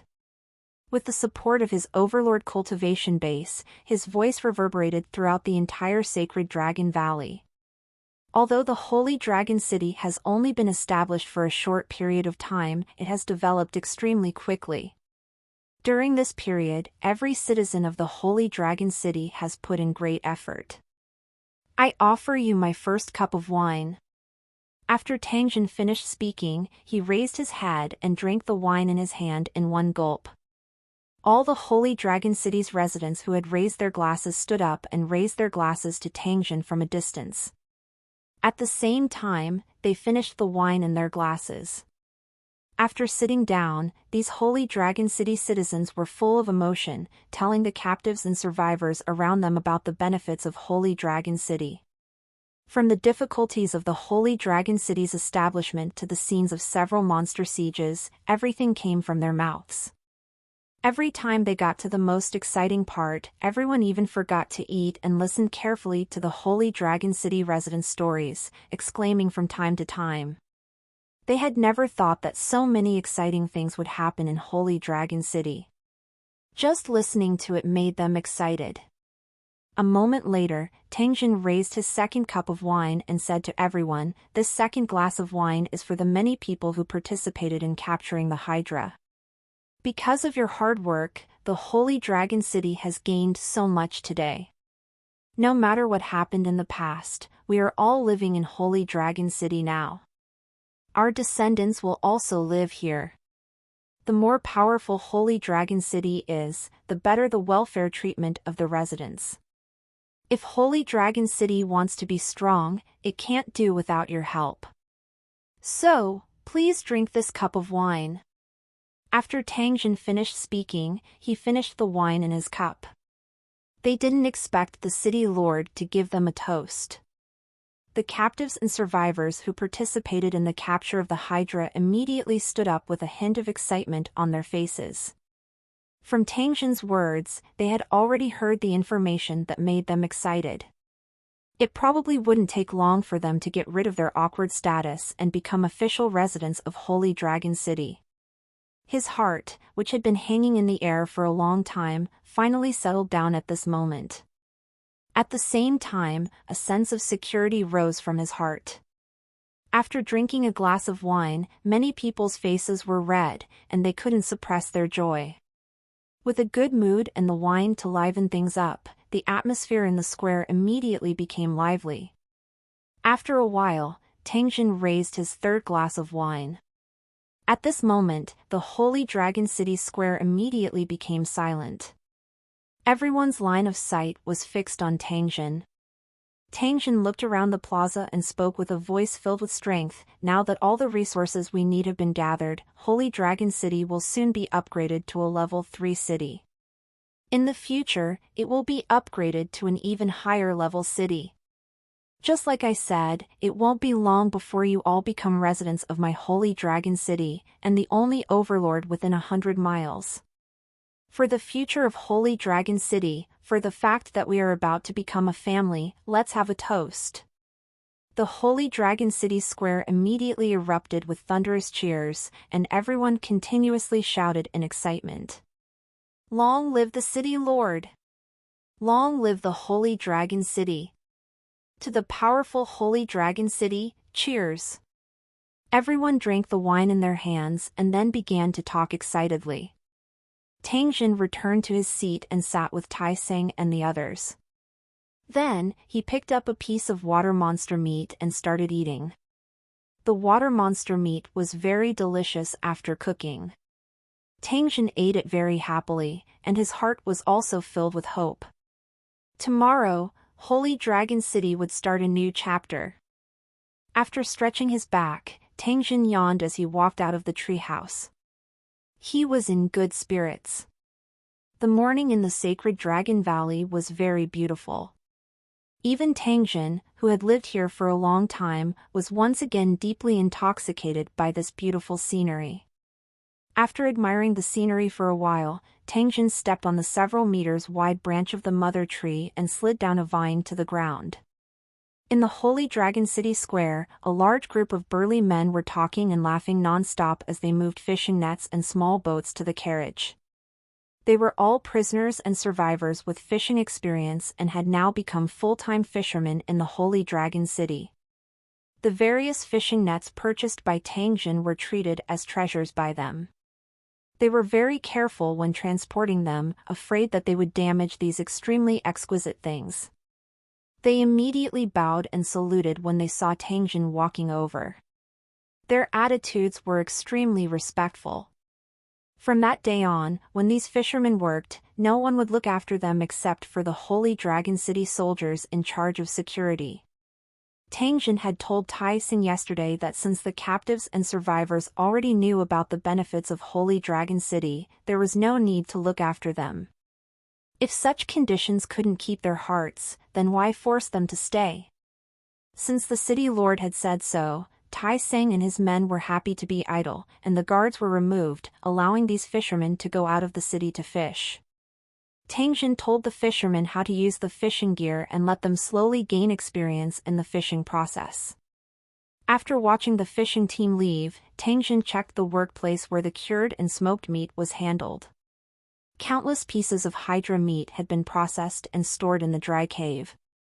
The Hydra meat would be used as military supplies, and a large portion would be provided to the Holy Dragon City's warriors and cultivators to improve their physical fitness. After going around a few processing points, Tangjin came to the Flashing Gold Ray Sanctuary. The cleaning work at the bottom of the fallout shelter had entered its final stage. In 2 days, the fallout shelter would be empty. After the underground building was built using the foundation of the sanctuary, this place would disappear from the world of buildings and no trace of its existence would be found. After walking around, Tangjin came to the Holy Dragon City's armory and began to choose a variety of weapons. According to the clues provided by the half-elf captain, combined with the geographical information collected during this period of time, Tangjin had roughly determined the location where the group of elf cultivators had encountered the Cyclops. This time, he was going to the territory of the One-Eyed Giant to find the lost Moonlight Pebble. Before the Holy Dragon City was built, Tangjin had once seen a Cyclops on a hunt while he was on his way.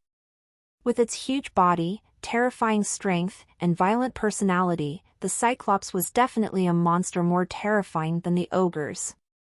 If he wanted to deal with this kind of monster, it was not wise to fight them directly.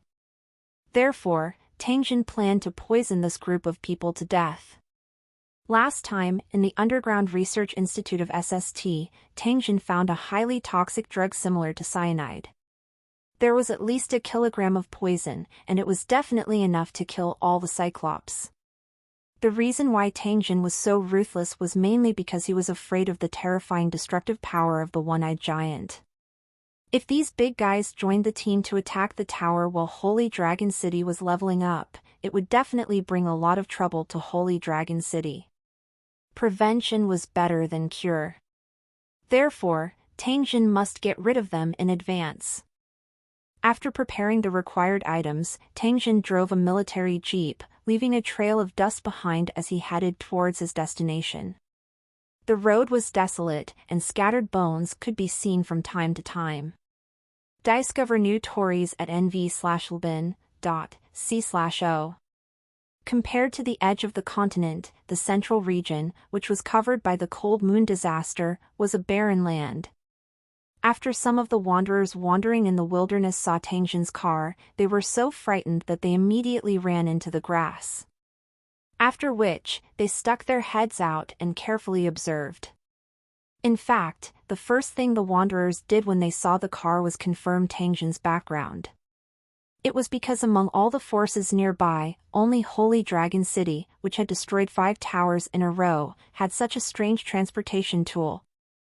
As the Holy Dragon City's reputation gradually spread, the wanderers had a preliminary understanding of the Holy Dragon City. They also knew that there was a kind of metal carriage that could run at high speed in the Holy Dragon City. Although the pillaging groups in the wilderness were unscrupulous, no one dared to set their sights on Holy Dragon City. When they saw a car from the Holy Dragon City, the members of the pillaging group would hide far away. The reason why these fierce guys were so cautious was that they knew that the Liu Qing soldiers had a kind of flintlock that could fire continuously and was extremely powerful. After the most powerful group of bandits in the vicinity had accidentally encountered the Holy Dragon City's convoy, they had a devious idea and wanted to rob the Holy Dragon City's convoy responsible for catching fish. Unfortunately, before the bandits could reach the convoy, they were all killed by the flintlock. The whole process took less than a minute. Since then, all the pillaging groups knew the Holy Dragon City's power. When they encountered the Holy Dragon City's convoy, they would immediately run away.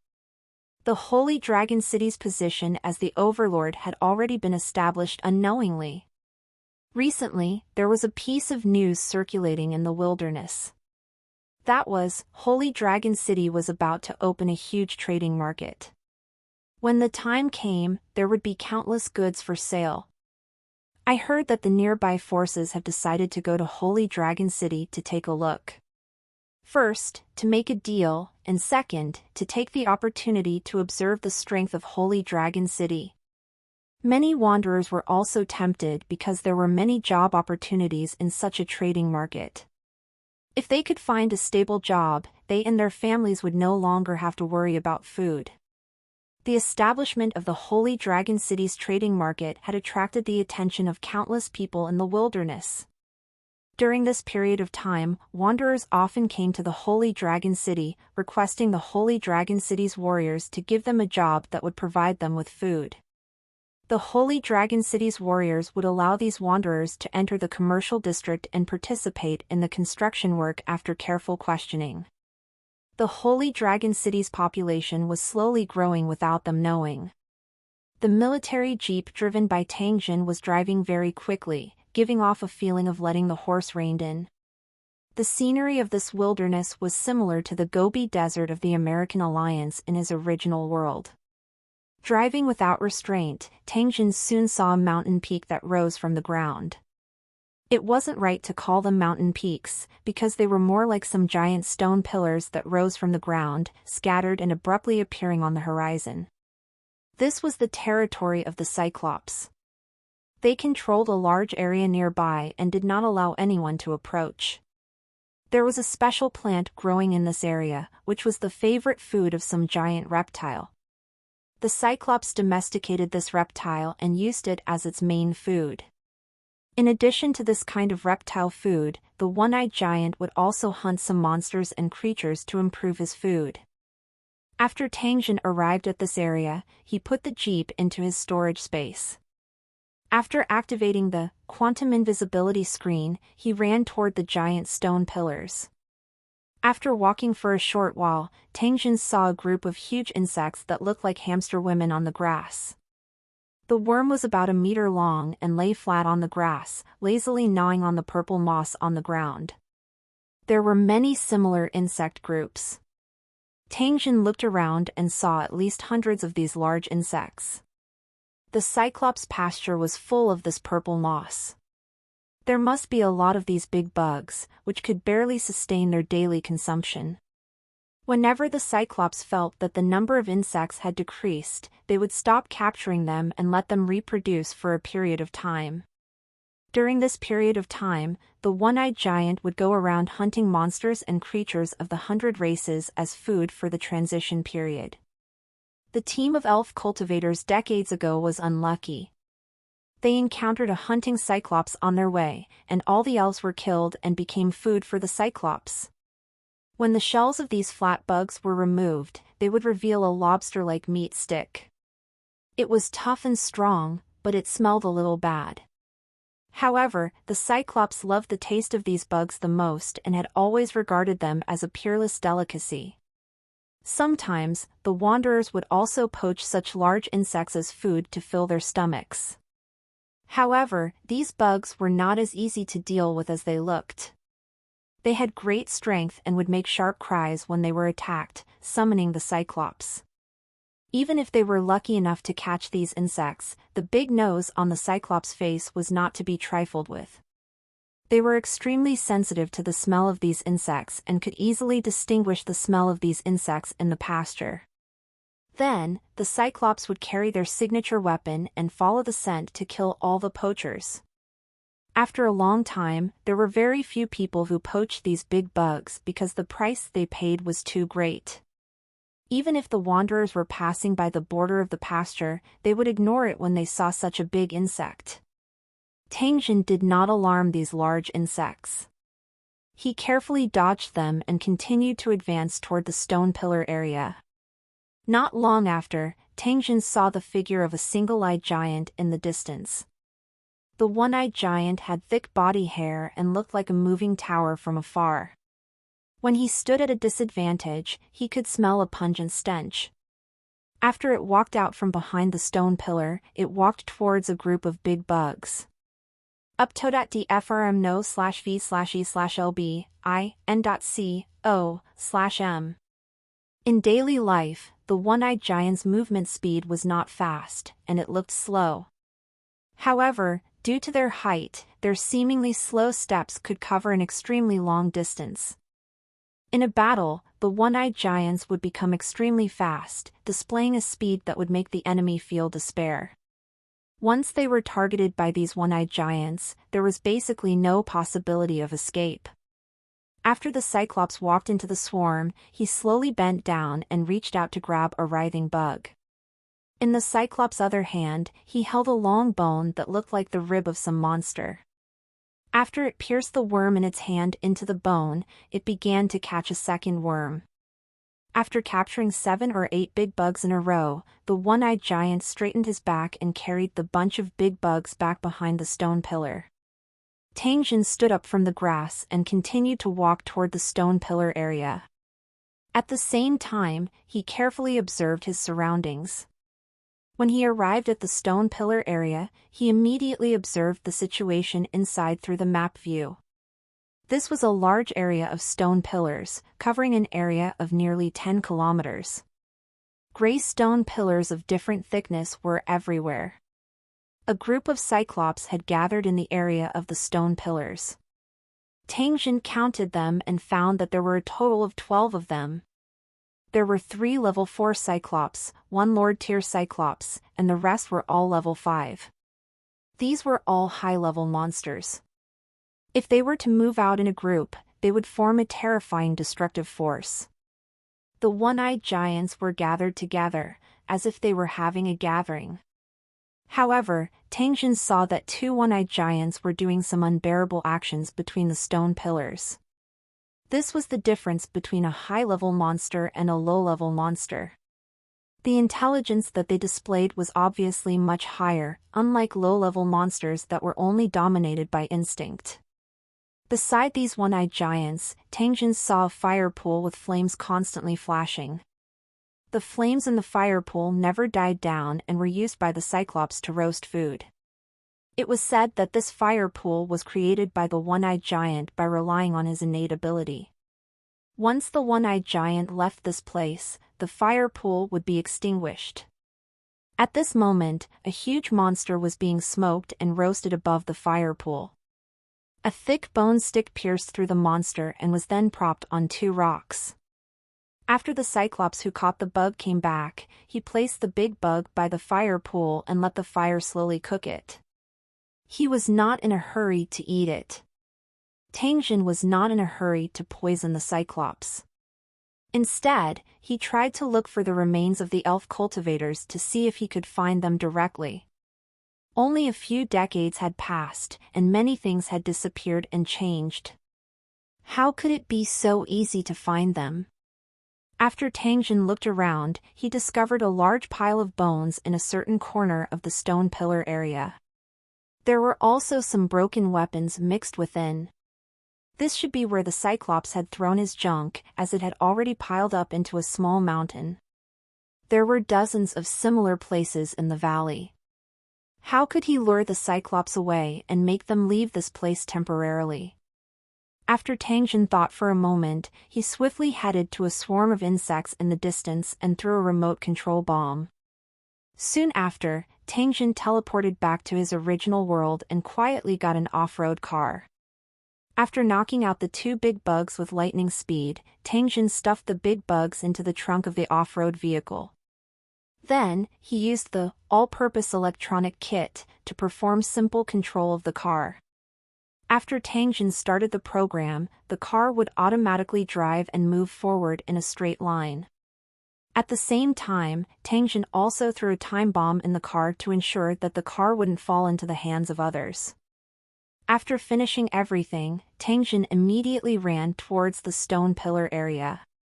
The off-road vehicle with the big bug had started and was slowly driving into the distance. Tang Jin found a hidden corner near the stone pillar and did not hesitate to press the remote control bomb that he had placed in the swarm. Boom!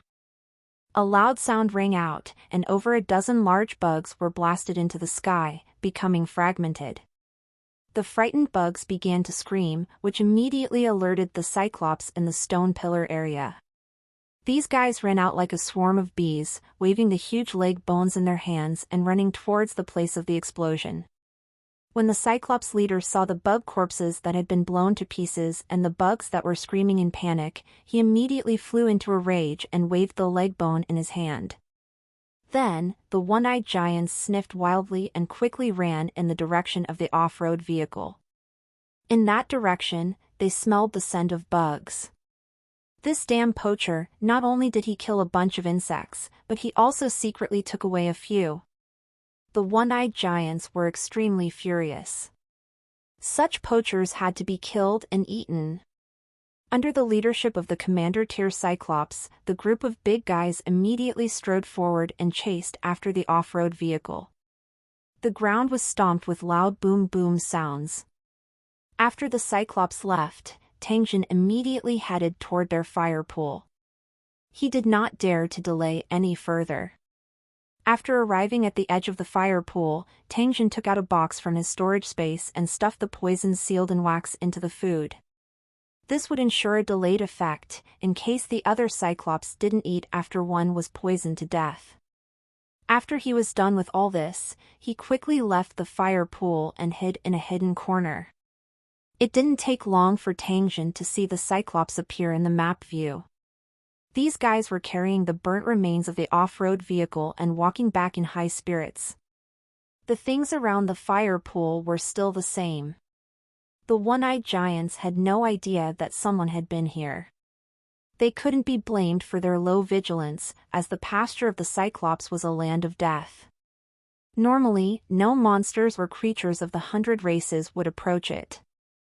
The one-eyed giants walked to the fire pool and threw the wreckage of the off-road vehicle on the ground. They began to jump and shout, as if they were celebrating something. Perhaps they regarded the off-road vehicle as some kind of strange monster and were cheering for the successful defeat. It could run, make a huge explosion, and even emit fire. It was really very powerful. The one-eyed giants had never seen such a monster before and subconsciously thought that it was very powerful. Fortunately, after the off-road vehicle exploded, only a metal frame was left. Then, it was killed by the leg bone of the one-eyed giant. The one-eyed giants were very happy to be able to kill such a monster, so they celebrated as usual. After celebrating for a while, the one-eyed giants, perhaps hungry, walked to the edge of the fire pool and began to eat. Tangjin hid at the side. His heart was about to jump into his throat. He stared at the one-eyed giants without blinking, praying that they would not notice the abnormality of their food. Actually, Tangjin's worry was a little unnecessary.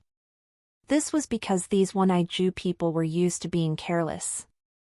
They simply did not care if the food had been tampered with. They just picked it up and ate it. A few of the bugs were eaten by the high-level one-eyed man, while the low-level one-eyed man tore the monster's meat apart. His mouth was full of oil. After Tangjin saw the scene, he began to quietly wait for the poison to take effect. Before he came, he had already caught a monster and experimented on it, confirming that the poison was effective on it. The one-eyed giant had a strong digestive ability. After swallowing the small poison pill that Tangjin had sealed, it would quickly shatter in the digestive organs of these one-eyed giants and take effect in an extremely short time. It didn't take long for the poison to take effect. A one-eyed man suddenly let out a blood-curdling screech as he spat out a mouthful of filthy liquid.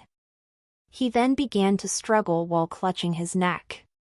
The one-eyed giant's behavior frightened its companion.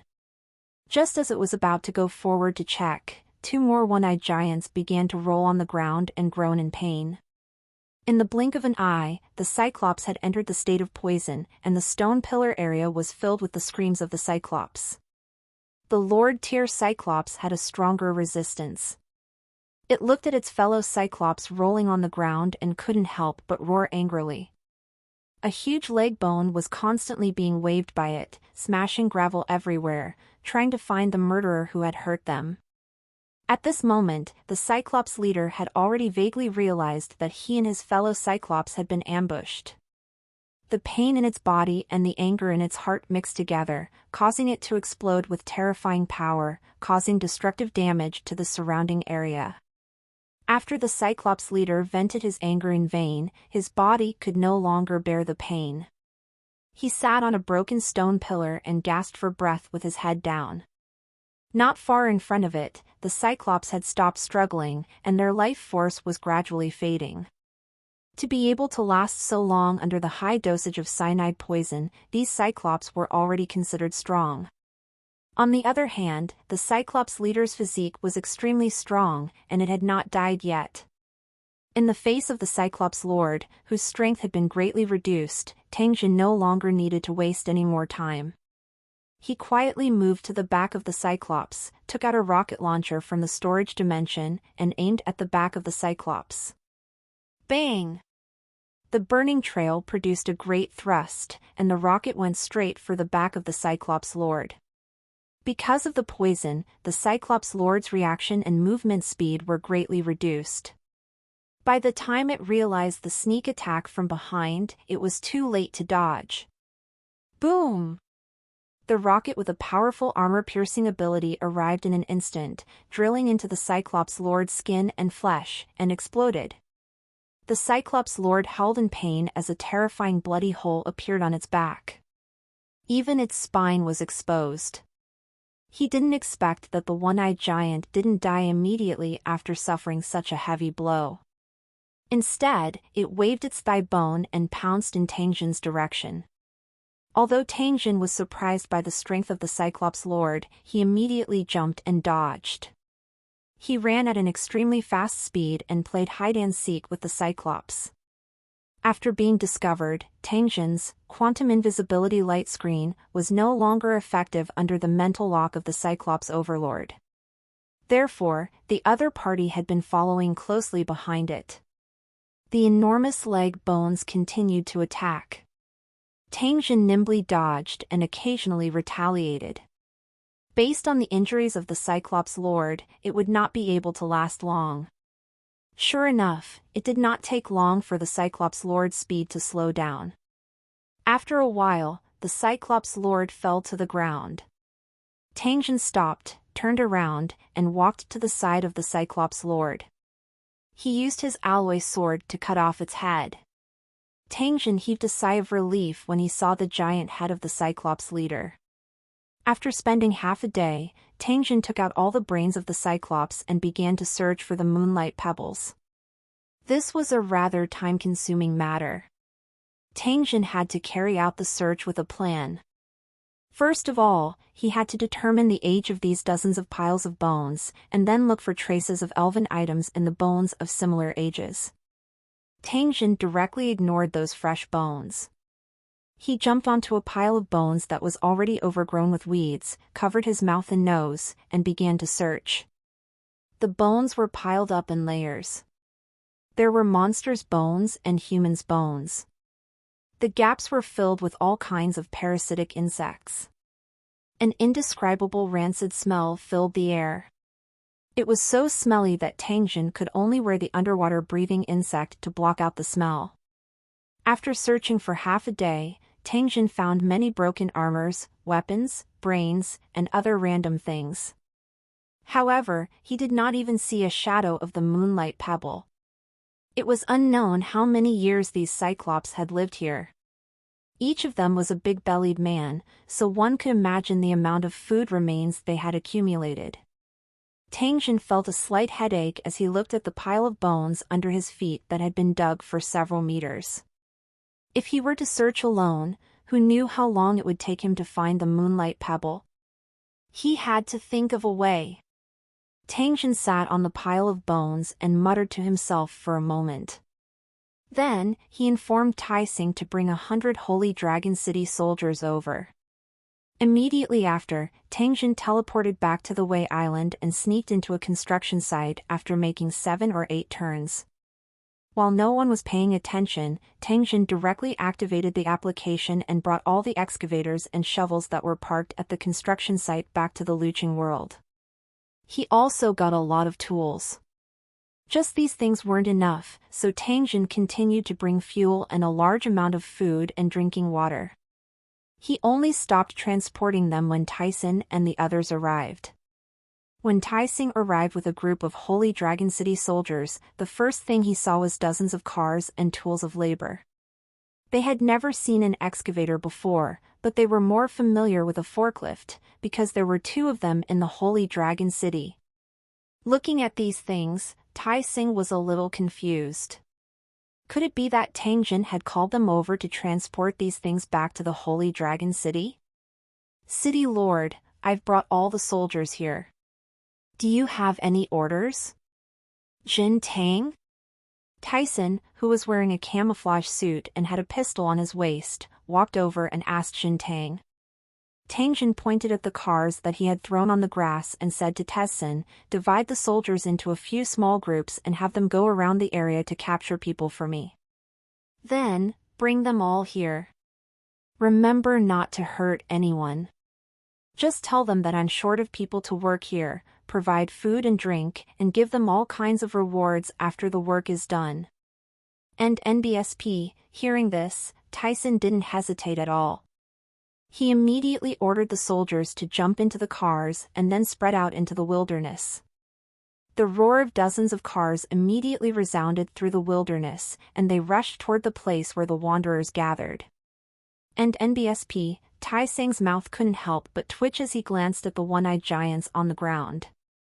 As a native who had lived in this area for many years, Tai Seng naturally knew about this group of terrifying one-eyed giants and had heard many rumors about them. This was a group of terrifying creatures. In this area, they were invincible. However, at this moment, these terrifying monsters all lay on the ground, turning into cold corpses. And the person who had killed these terrifying monsters was the young Holy Dragon City Master in front of him. Tang Jin didn't hide his purpose and told Tai Seng about his plan to find the Moonlight Pebble. And NBSP, yes. Tai Seng finally understood and quickly ordered the soldiers to get to work. As a high-ranking figure in the Holy Dragon City, Tai Seng naturally knew the significance of the Mother Tree to the Holy Dragon City, so he was as anxious as Tang Jin. After arranging for a Holy Dragon City warrior who knew how to drive a tractor to operate it, Tai Seng jumped onto the excavator and asked Tang Jin how to operate this awe-inspiring big guy. Since he had downloaded the specialized application, Tang Jin could easily operate the excavator. Since Tai Seng wanted to learn, he directly guided him. It didn't take long for Tai Seng to be able to operate the excavator and dig up the remains and bones. Tang Jin still had a lot of preparation work to do before the wanderers arrived. After an hour or so, the first group of wanderers, under the pressure of the Holy Dragon City's warriors, arrived at the stone pillar area while trembling in fear. This was the territory of the one-eyed giant, so the wanderers naturally knew that. When they heard that the one-eyed giant had been killed, they all had suspicious expressions. However, seeing the Holy Dragon City warriors' solemn expression, coupled with the threat of the rifle, they had no choice but to obediently go to the Cyclops pasture. As soon as they entered the stone pillar area, the wanderers saw the corpses of the Cyclops lying all over the place and confirmed that the Holy Dragon City's warriors had not lied to them. However, the more this was the case, the more frightened the wanderers were. The Holy Dragon City was so powerful that they could actually kill all the Cyclops. It was definitely not as simple as being strong. There were many powerful monsters and cultivators, but none of them could escape from the Cyclops. It was precisely because of this that the wanderers were even more afraid of Holy Dragon City. He had to be careful. Otherwise, if he angered them, he might be killed directly.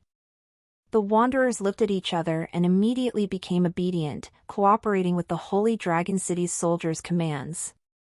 After they took their tools in order, they began to walk to the bones that had been pushed aside. According to the requirements of the Holy Dragon City warriors, they cleaned up and collected everything other than the bones. As the wanderers worked, they peeked at the rumbling hover cars and excavators. They were extremely curious and surprised by this mechanical monster. The Holy Dragon City was indeed powerful and mysterious. These roaring mechanical monsters explained everything. As time passed, more and more wanderers were brought back by the warriors. Vist and Velben, CM for new updates. By the time the last batch of warriors returned, there were 1,000 wanderers gathered here. Under the watch of the Holy Dragon City's soldiers, they began to rummage through the pungent-smelling bones. It didn't take long for the wanderers to make some discoveries. What's in this bag? This is the Bai and Demon weapon. I found a pile of rare ores. Under the watch of the Holy Dragon City's soldiers, these wanderers did not dare to hide any of the items they discovered. If they were discovered, they would immediately be beaten up.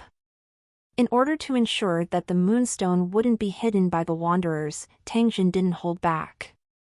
Moreover, the Holy Dragon City's warriors had already told them that they would be rewarded according to the total value of the items they found.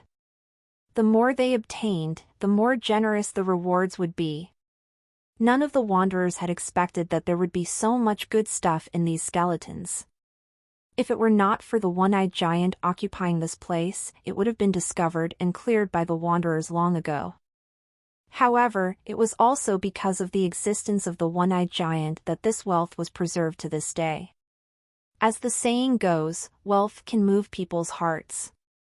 Some wanderers were already secretly planning to occupy this place immediately after the Holy Dragon City left.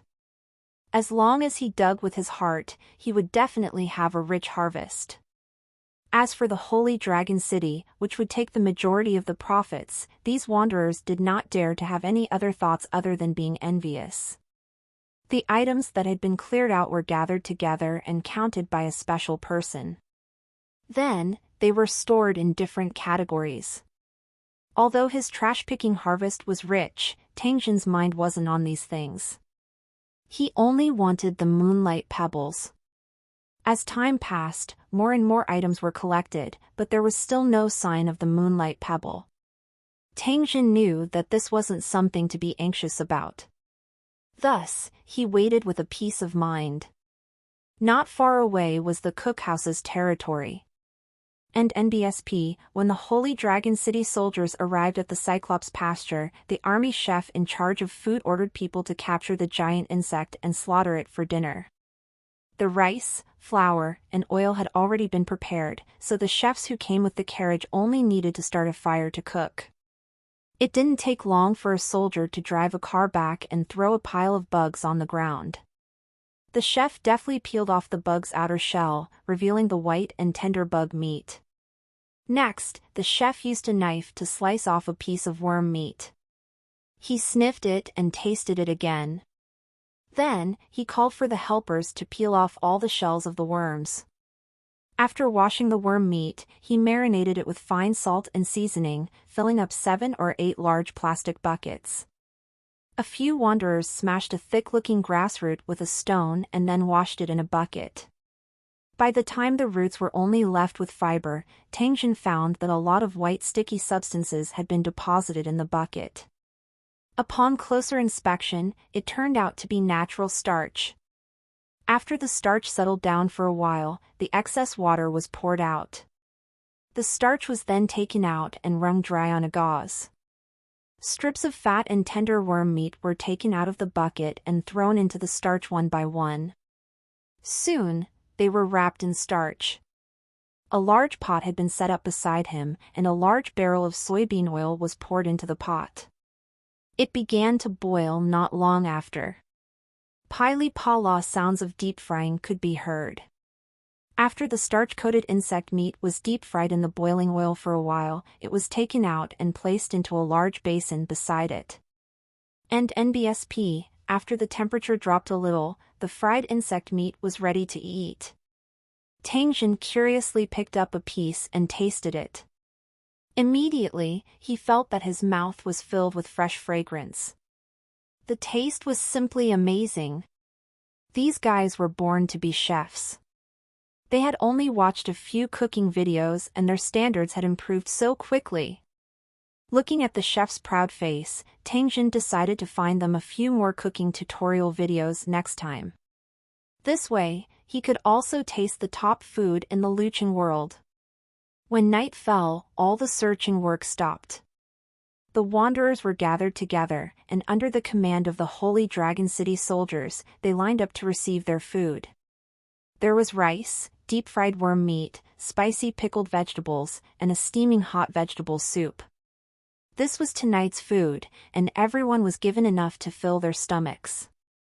After the wanderers received their food, they gathered together again and gobbled up the food. After being cooked by a chef, the taste of every dish was extremely alluring, and the wanderers almost swallowed their tongues. After eating such delicious food, they became even more envious of the Holy Dragon City's residents. After eating and drinking their fill, these wanderers leaned together to rest. Some of them were so tired that they fell asleep on the ground. For the wanderers, sleeping in the wild was a common thing, but the premise was that they had to be well protected and not be attacked by wandering monsters. Due to the presence of the one-eyed giant in this area, the wandering monsters did not dare to approach. Moreover, there were still Holy Dragon City's soldiers standing guard outside. The flintlocks in their hands were not just for show. With this double protection, the wanderers who had eaten and drunk their fill naturally rested in peace. Tangjin sat beside the fire and looked through today's harvest with Tai-Seng. There were dozens of different kinds of MO weapons and equipment in the basket. The good things that the cultivators used to value as their lives were now piled up like cabbages. Tangjin found a strange-looking staff from the demon weapons and carefully examined it. The staff was cast from an unknown metal, and it was covered with complicated and strange patterns, giving it a mysterious feeling. At the top of this cane, Tangjin found an extra-large brain bead that was firmly embedded and fixed. Tangjin also had a similar brain pearl. It was a trophy he had obtained from the lake monster when he was cleaning up the Pearl Lake in the Sacred Dragon Valley. According to the results of the appraisal card, it was a rare mutated brain pearl. The mutated brain pearl had a unique attribute and was a rare treasure to a holy master. The staff in Tangjin's hand was a weapon used by holy masters. It could enhance the divine skills that were cast. Now that he had accidentally obtained a cane, Tangjin naturally wanted to try its effect. With a thought, a protective barrier immediately appeared on Tangjin's body. The surface of the barrier flickered with light. After sensing it carefully, Tangjin discovered that the protective shield's toughness had indeed increased a little. However, it was still extremely limited. Perhaps the level of this mutated brain pearl was too low. If it was a Lord-tier mutated brain pearl, there might be an even stronger boost. After thinking up to this point, Tangjin threw the cane back into the big basket and took out a light pocket-sized dagger. The dagger looked small and light, more like a toy than a weapon. However, Tangjin knew that it was a genuine weapon for holy masters. On the Cornerstone trading platform, there was a special spiritual power skill for holy masters, which allowed them to control these light magic weapons to fly and kill enemies within a certain range. The forging process of these MO weapons was complicated and they were not cheap. Combined with specialized holy master skills, killing monsters and ambushing were very effective. After putting the weapon back into the storage space, Tangjin glanced at the brain pearl beside him. After an inventory check, they found a total of several thousand brain beads of different levels. Added together, it was not a small harvest. As for the other miscellaneous items and ores, Tangjin had also carefully searched through them but did not find the moonlight pebbles. A third of the clearing was done, but there were still no traces of the moonlight pebbles. Hopefully, the moonlight pebble was hidden in the remaining garbage remains. Otherwise, Tangjin would really not know where to find it. Early the next morning, after the wanderers had their breakfast, they began to search and clean up again. This time around, Tangjin personally went into the battle. He continuously searched through the pile of debris in an attempt to find traces of the moonlight pebbles. Not far away, another pile of bones was being excavated by an excavator. Tangjin walked over and took a look. He inadvertently discovered an exquisitely shaped metal belt. After seeing this belt, a trace of joy appeared on Tangjin's face. At the bottom of the sinkhole, he had seen a belt of a similar style on the half-elf captain, so he was sure that it was an item of the elf race at a glance. Since there was an elven item here, the moonlight pebble was most likely in this pile of garbage. Let's go! Tangjin immediately beckoned Tai-Seng over and moved all the bones away to make it easier for the wanderers to search. Tai-Seng drove an excavator over and in a short while, he had opened up a large area. More and more elf-style items were found by the wanderers. The joy on Tangjin's face became more and more intense as he monitored this place through the map view. At the edge of the area, a wanderer moved away the monster skeleton under his feet, and a broken skull entered his sight. There were gnawing marks on the surface of the skull, and the brain matter had been sucked by the Cyclops. There were countless similar skeletons, so the wanderer didn't pay much attention to them. However, an exquisitely made leather bag next to the skull caught his attention. He bent over and took out the leather bag. After the wanderer opened it, he found a few leather bags inside. The wanderer looked around him. After making sure that no one was paying attention to him, he carefully opened one of the bags. The wanderer's heart almost jumped out of his chest after a glance. It turned out that in the leather bag, there was a large number of brains shining with a beautiful halo, which looked extremely moving. "This is a swan and I Lord Tyr brain." The wanderer suppressed the shock and ecstasy in his heart and quickly tied the leather bag. Then, he stepped on the ground and created a pit. Using the body and remains as cover, the wanderer quickly placed the leather bag into the pit and covered it with soil. After doing all this, the wanderer looked around and continued to pretend to look down and search. However, the leather bag was once again stuffed into the pile of bones and buried. You can't put all your eggs in one basket. Even if one of them is found, there's another one. After the wanderer finished doing this, his mind was spinning. After the Holy Dragon City's soldiers leave, I'll quietly dig them out and run as far away as possible. There are a few leather bags inside that big leather bag. There must be more good stuff. With these brains, I can eat whatever I want and have whatever woman I want. God, please don't be discovered. Don't let 1,000 What's get ridiculed. The wanderer kept praying and looked around again to see if anyone had noticed his actions.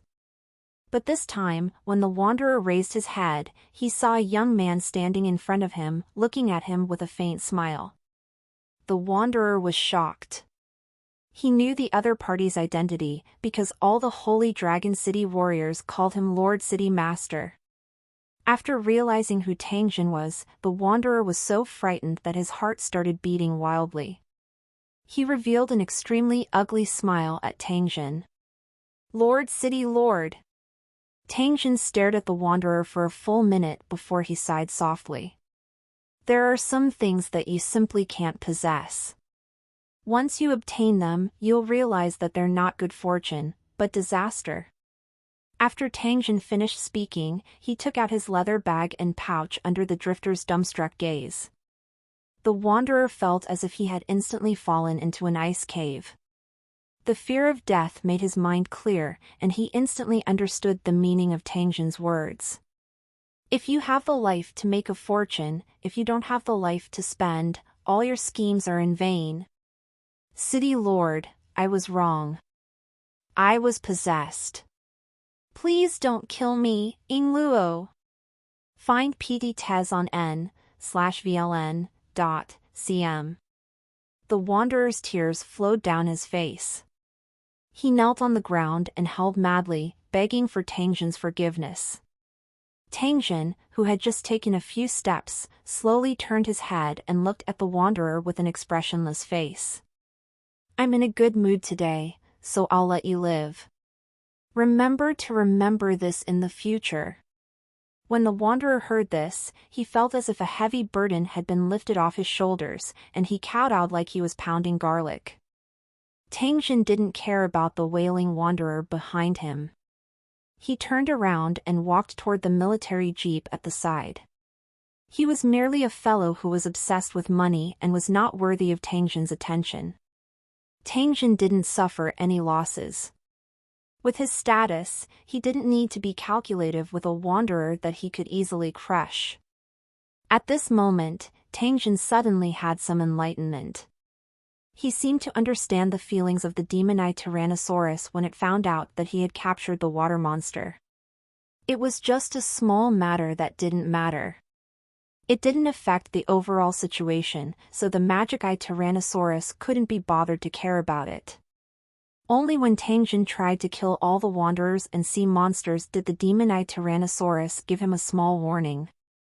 This was also because Tangjin was too greedy. After sitting in the car, Tangjin first opened the small leather bag and saw the brain inside. Even with Tangjin's experience, he could not help but exclaim at the value of the brain beads in this bag. No wonder the wanderer dared to take the risk to hide it. It seemed that it was worth the risk. Even if Tangjin's current wallet was very full, his heart could not help but beat wildly. Tangjin held these Lord-tier brain beads in his hand and admired them for a while, before keeping the leather bag into his storage space. He casually opened the bag beside him. If he was not mistaken, the moonlight pebbles should be inside. He reached out and took out a bulging leather bag. After Tangjin opened it, he took out an exquisitely shaped metal box. The metal box was slowly opened while Tangjin was filled with anticipation. A stone that looked like a miniature moon was revealed. It emitted a faint light that was no different from the moonlight. With just a glance, Tangjin was sure that this was the moonlight pebble of the elf race. Tangjin extended his hand and held the pebble in his hand. It was abnormally warm to the touch, just like the tender skin of a young girl. He felt as if his soul was immersed in a dense fog, and his spiritual world became extremely clear. It was indeed a magical thing. His efforts for such a long time had not been in vain. After obtaining the moonlight pebble, Tangjin's mood became cheerful. He then inspected the items in the other leather bags. There was a beautifully packaged book, a scroll filled with vicissitudes of life, and an exquisitely shaped metal badge. These were all the remaining items in the bag. They were all put into the storage space by Tangjin. When he had time in the future, he would take it out and study it slowly. The rest of the cleaning work went smoothly. By noon the next day, the cleaning work was completed. After the wanderers were searched, they were gathered in an open space. The Holy Dragon City's soldiers loaded all the goods onto the truck. The excavator was kept by Tangjin in the storage space. The harvest from the past 3 days was also loaded into the car. There was still a lot of food left. Tangjin used it as a reward and distributed it to the wanderers according to the original agreement. The wanderers expressed their gratitude, but they had no intention of leaving. Tangjin understood the wanderers' thoughts. They had their eyes on the Cyclops pasture and wanted to take it for themselves. Not to mention the good stuff that might have been left in the skeletal waste, just the pasture where giant insects could be raised had great value. After he left, there would probably be a bloody battle here. There were also some wanderers who requested to go to Holy Dragon City to find a job in the commercial district. Tangjin agreed to them without the slightest hesitation. After the wanderers got permission, they jumped into the back of the car excitedly and started chatting. The Holy Dragon City's convoy lined up in a long line and began to slowly drive in the direction of the Holy Dragon City. The convoy finally returned to Holy Dragon City just before night fell. The residents who had already received the news gathered around and moved all the harvest to the front of the warehouse. After Murong Ziyan recorded the inventory, they sent it to the warehouse to be stored. The wanderers who had followed them were sent to the commercial district, where they were provided with food and lodging. Tangjin watched for a while before he turned around and walked toward the mother tree in the distance. The sky was getting dark, and the mother tree's branches and leaves were getting brighter and brighter, as if it was decorated with countless neon lights. Li Sha, who was wearing a long white dress, was currently guiding a young man's cultivation. When she saw Tangjin walking over, she smiled and came forward to welcome him. Her face had a happy expression. Tangjin stared at Li Sha for a while before a trace of joy similarly appeared on his face. If I'm not wrong, your ability to communicate with the mother tree has improved greatly, right? Lisa's raised face immediately showed a trace of shock, and she asked in confusion, "How did you know?" "I was planning to give you a surprise." Tangjin smiled and explained to Lisa, "Your aura is very close to that of a grade 2 holy master. That's why I came up with such a guess." "Did you advance so quickly because you absorbed the soul crystal?" he asked. Lisa nodded and said in a certain tone, "After absorbing the soul crystal, I feel that it's easier to communicate with the mother tree. I can also understand more meanings.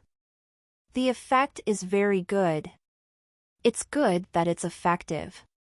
You can come to me to get more after you use up the soul crystals I gave you last time."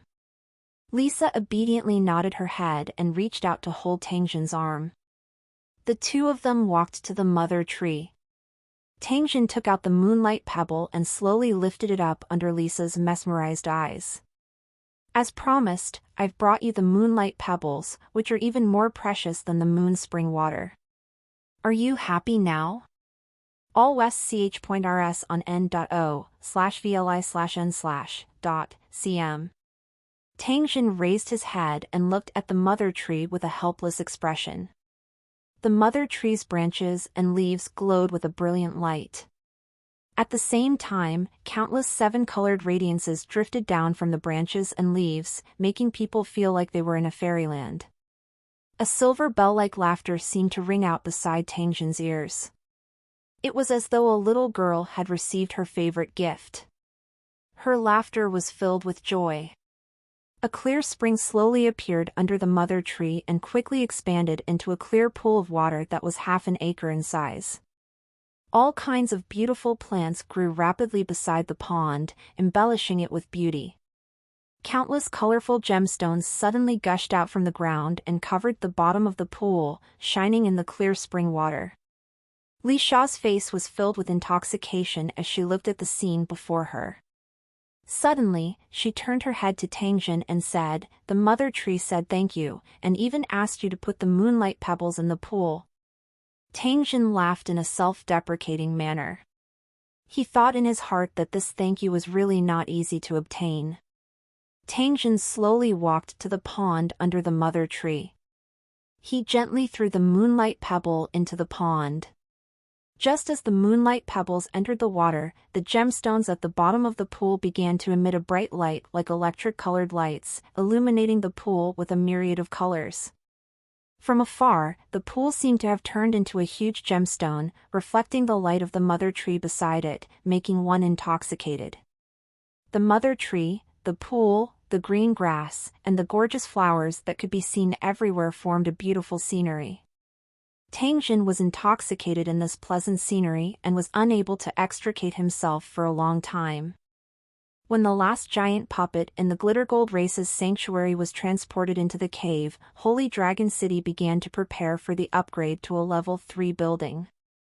A large amount of weapons and ammunition were being transported to the city wall. All the soldiers in the city were doing their defense exercises to deal with any unexpected situations. This time, Tangjin's actions were very big. The number of monsters attacking the city would definitely not be small. Therefore, they had to be fully prepared. Although the atmosphere was tense, the Holy Dragon City's soldiers did not have a trace of fear. Relying on their powerful weapons from the original world, the Holy Dragon City was confident that they would not be able to return to the land or air monsters. The ones who were the happiest about the tower's advancement were actually the reserve residents. They didn't expect to be able to obtain the qualifications of official residents so quickly.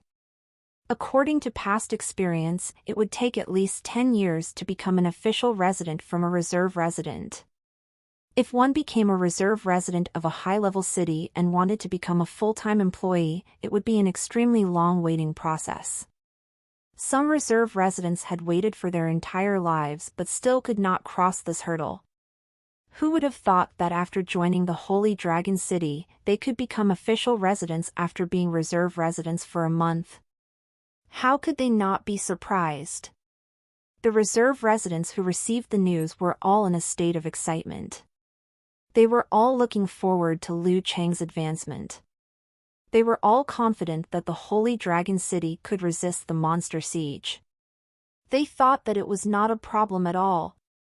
As former residents of the city, they were very familiar with the situation when the monsters attacked the city.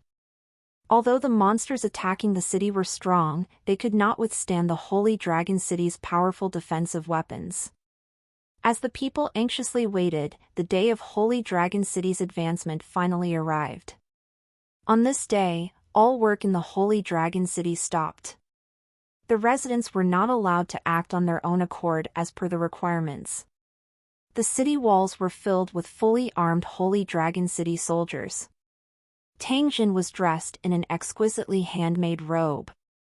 Under the protection of a group of mighty and strong Holy Dragon City cultivators, Tang Jin began the Lu City's advancement ceremony.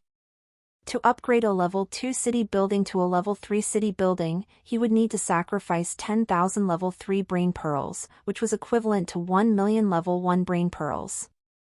The higher the level of the tower, the more brain beads needed to be sacrificed. By the time Tang Jin advanced to a level 5 tower, the number of brain beads needed to be sacrificed would reach 100 million. This was a terrifying number. Without years of accumulation, it was impossible to gather enough brains to sacrifice. Tang Jin threw 20,000 level 3 brain beads into the altar, upgrading the Holy Dragon City and the Mother Tree City at the same time. In the eyes of the residents, the main city and the Mother Tree had undergone tremendous changes. The Mother Tree's body had doubled in size once again, its huge trunk looked like a skyscraper, the top of the tree crown was even higher than the surrounding mountains. The area covered by the Mother Tree had now reached half a hectare, and it could be said to have blotted out the sun. The Mother Tree seemed to be extremely happy after its advancement. Countless radiances rose from its branches and leaves, slowly flying into the air, and then exploded like fireworks. This was the Mother Tree's own way of celebrating its advancement in rank. Compared to the Mother Tree's boastful nature, the Holy Dragon City's main city promotion was much simpler. In a hazy halo, the Holy Dragon City's main city's size rapidly expanded, quickly becoming a huge object. The exterior of the main city still retained its original external decoration style, but its height had been increased to 60 to 70 meters.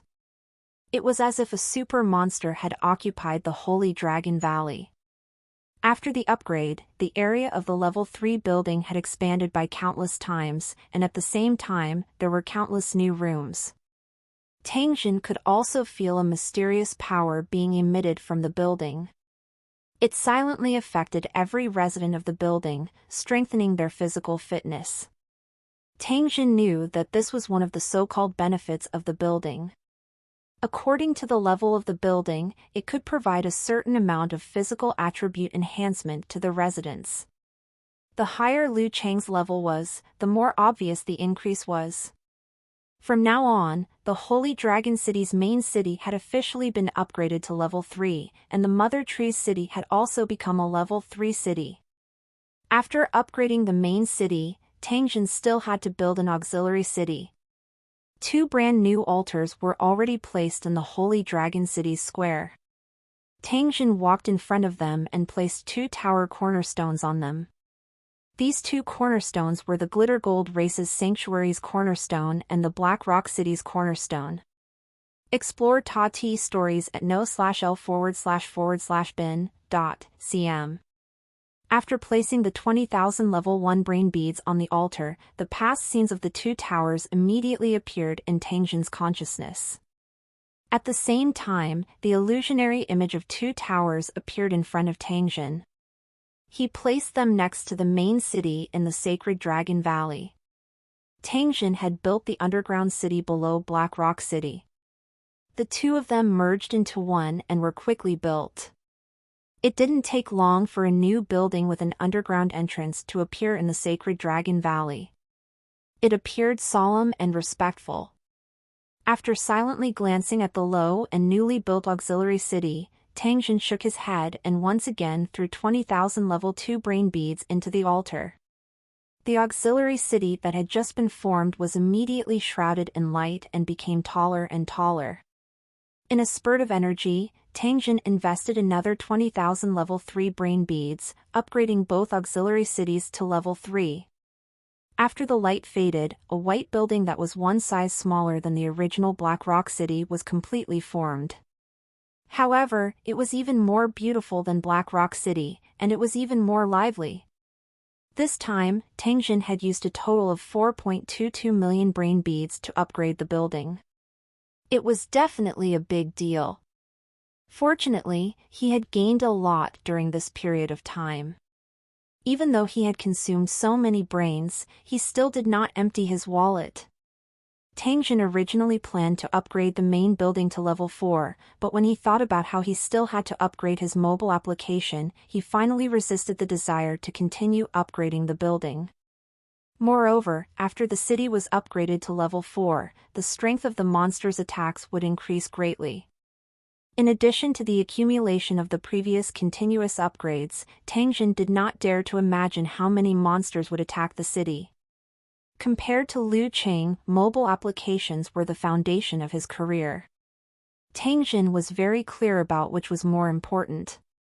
The reason why he was able to do so well in the Liu Cheng world was entirely because of the nature-defying abilities of the mobile application. Otherwise, he could forget about defending the territory that he had fought so hard to obtain. Although he still had excess brain matter, he had prepared it for the use and upgrade, so he could not simply use it. Of course, these were all matters for later. The current task was to deal with the monster siege. After taking off his long robe, Tengjin did not even bother to check on the 4 newly upgraded towers. Instead, he immediately ran towards the city walls. Not long after, Tengjin arrived at the top of the city wall. More than 2,000 Holy Dragon City soldiers were standing by on the city walls, all sorts of weapons ready to fire. Compared to the past, the Holy Dragon City's defensive forces had become stronger. What's the situation now? Did anything unusual happen? Tengjin looked at Tai Seng, who was frowning, and asked in a relaxed tone. In fact, he had also felt a trace of abnormality, as if something bad was about to happen. The construction of 2 auxiliary cities would require a total of 6 levels. Under such extreme circumstances, it was highly possible that the entire gravel plain would be filled with monsters. However, Tengjin's heart was filled with fear by relying on the weapon he possessed. However, not a single monster had appeared in front of Holy Dragon City. This in itself was a very strange thing. Although the monsters in this area were almost all killed by the undead race and Tengjin, it was more or less enough to form a siege team. It was impossible for not a single monster to gather like now. A few hours passed by without him realizing it. Just as the uneasiness in Tengjin's heart was growing stronger, a pitch-black vortex appeared out of thin air on the gravel plain not far away. As expected, an unforeseen event had happened. The appearance of this black vortex was extremely sudden. Moreover, it gave Tengjin an extremely familiar feeling. There was depression, deathly silence, and a trace of fear. He remembered that when the undead clan monster descended into the tower world, Tengjin had felt this aura. Could it be that there are monsters from another plane descending on the Pai Sho? Tengjin's heart was startled. He stared unblinkingly at the black vortex in front of him and frowned slightly. The Holy Dragon City soldiers on the city walls also saw the black vortex, but there was no chaos. Upto.dfrm no/v/e/lb I n.co/m. At this moment, all the soldiers held their breath and quietly tightened their grip on their weapons. The vortex was close to the ground, with clouds and lightning surging in the middle. As time passed, the fog and lightning became less and less. Tengjin could faintly see many black shadows flashing on the other side of the vortex. A large foot in a combat boot emerged from the vortex and stepped on the gravel plain. In the blink of an eye, a tall man in heavy armor walked out of the vortex. The man was 2.3 meters tall and had bulging muscles. He held a giant axe in his hand and exuded a violent aura. Tengjin was able to clearly see the man's appearance through the map. His skin was dark, and his face was covered in strange tattoos. He had a high nose and deep eyes, and a black horn that was an inch long grew on his forehead. After seeing this horn, Tang Jin knew that this fellow was a genuine foreign race. But where did this guy come from, and how did he appear in the gravel plain through the black vortex? It was a critical time for the monsters to attack the city. There were no monsters at all, but there were alien races descending through the black vortex. Could it be that this foreign being was going to attack Holy Dragon City in place of the monster?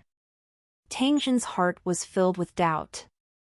However, he continued to stare in the direction of the black vortex without blinking. After the foreign heavy-armored warrior appeared, he immediately cast his gaze at the Holy Dragon City in front of him. Tang Jin could see a thick battle intent in his eyes, as well as a faint shock.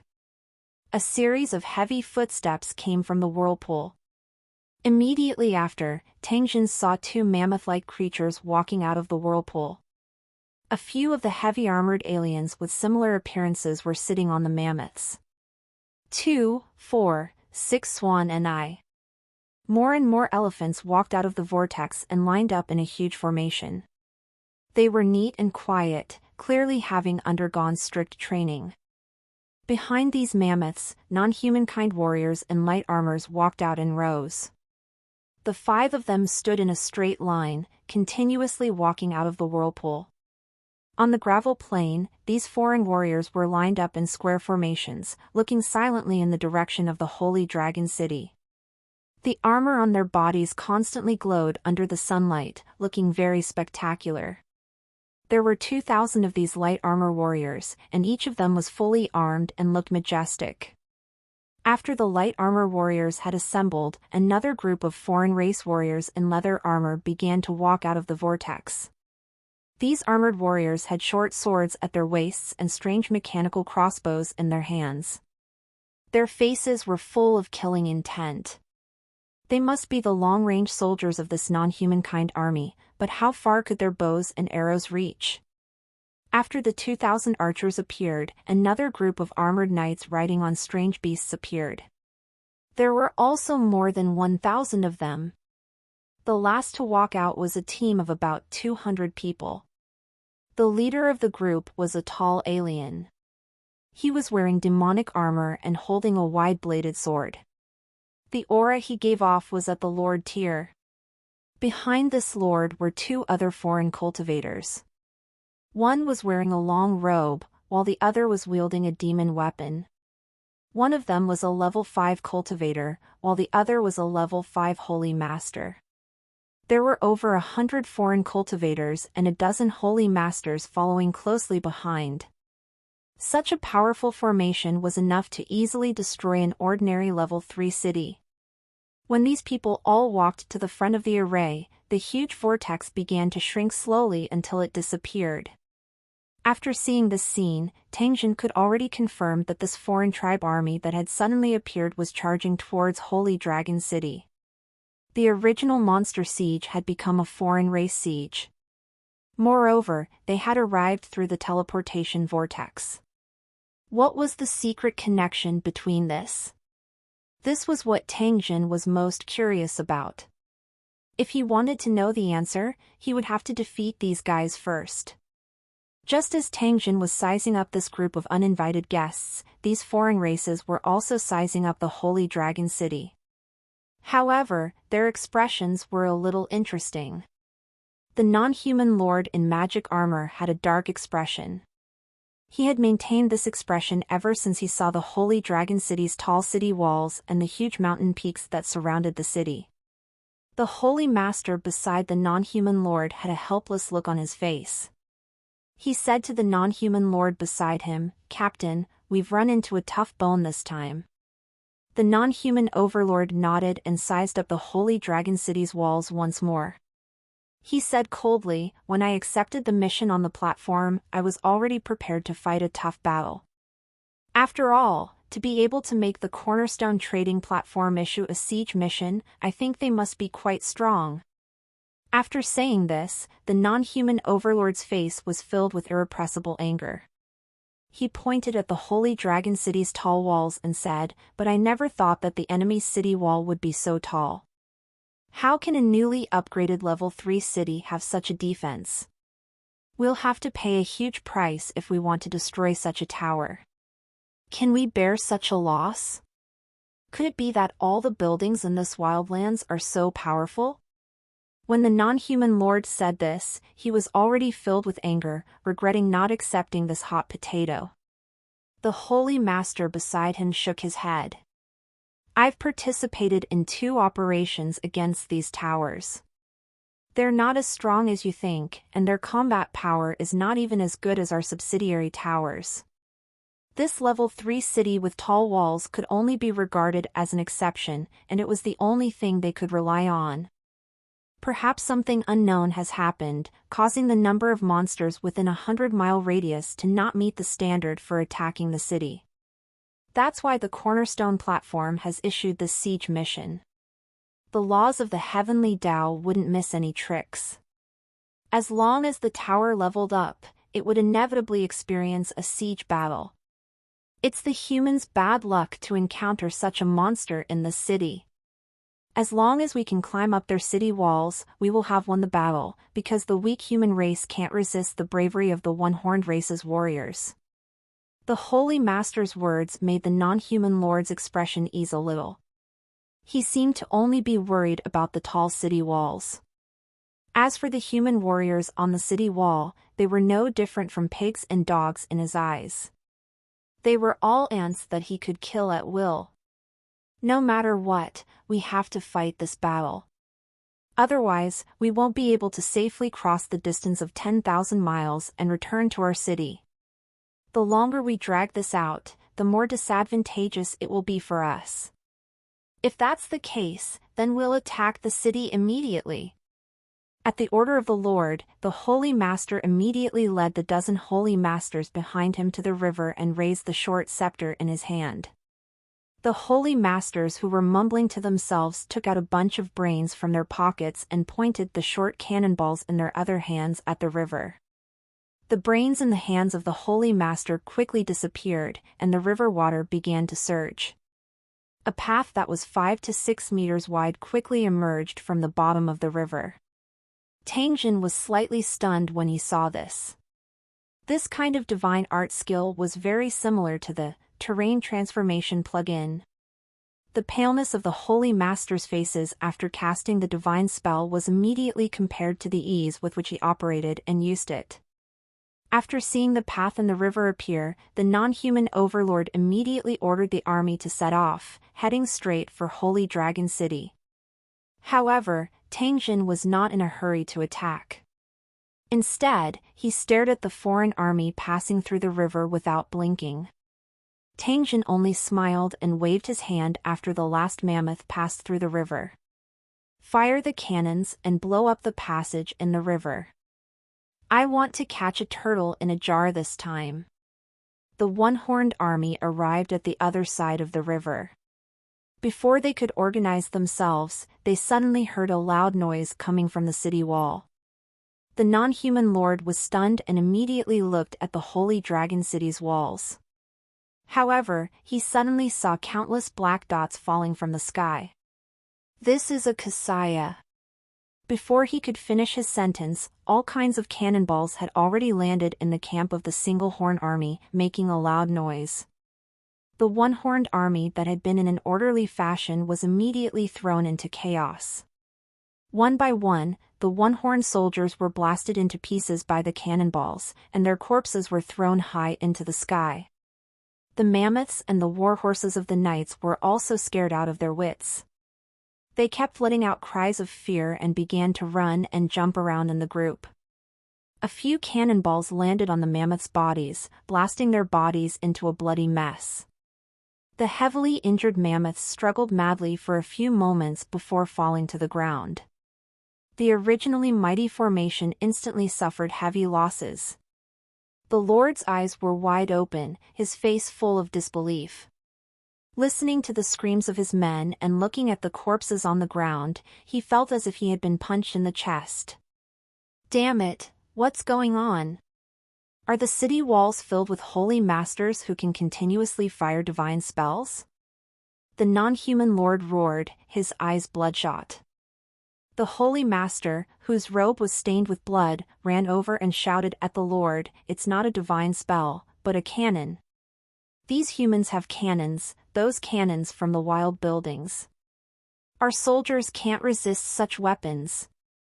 The non-human lord was furious and shouted at the holy master, "Even if they got the cannons from the building, they couldn't have gotten so many cannonballs. This doesn't make sense." Seeing another cannonball flying towards them, the holy master hurriedly conjured a protective barrier to block the flying gravel. "We can't hold on here. We either retreat or rush to the city wall. Their cannons won't be able to do anything to us." The holy master was very knowledgeable and immediately came up with a solution. If it was used to attack a building with ordinary cannons, this move would indeed have an obvious effect. However, to the Holy Dragon City, it was the same no matter where they ran. The Holy Dragon City, equipped with all kinds of weapons from the original world, could let them enjoy the baptism of artillery from all angles.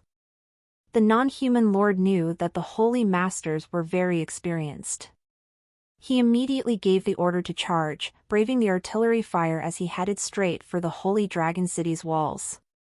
After accepting the mission and being teleported to this savage land, the one-horned race army would either destroy the enemy or be destroyed by the enemy. There was no third option. The one-horned warriors, who had left a trail of corpses on the river bank, roared and rushed towards the city wall. However, the pride on their faces had long been replaced by fear. They had paid such a heavy price to attack a level 3 human city. This was something that they had never expected before accepting the mission. However, things had already come to this, and they had no way out. Unless they broke through the enemy's city and took the foundation stone of the city, they would never have the chance to return to their hometown. The one-horned warriors charged forward while enduring the constant explosions. Even though their comrades were being blown away by the explosions, they didn't dare to look back.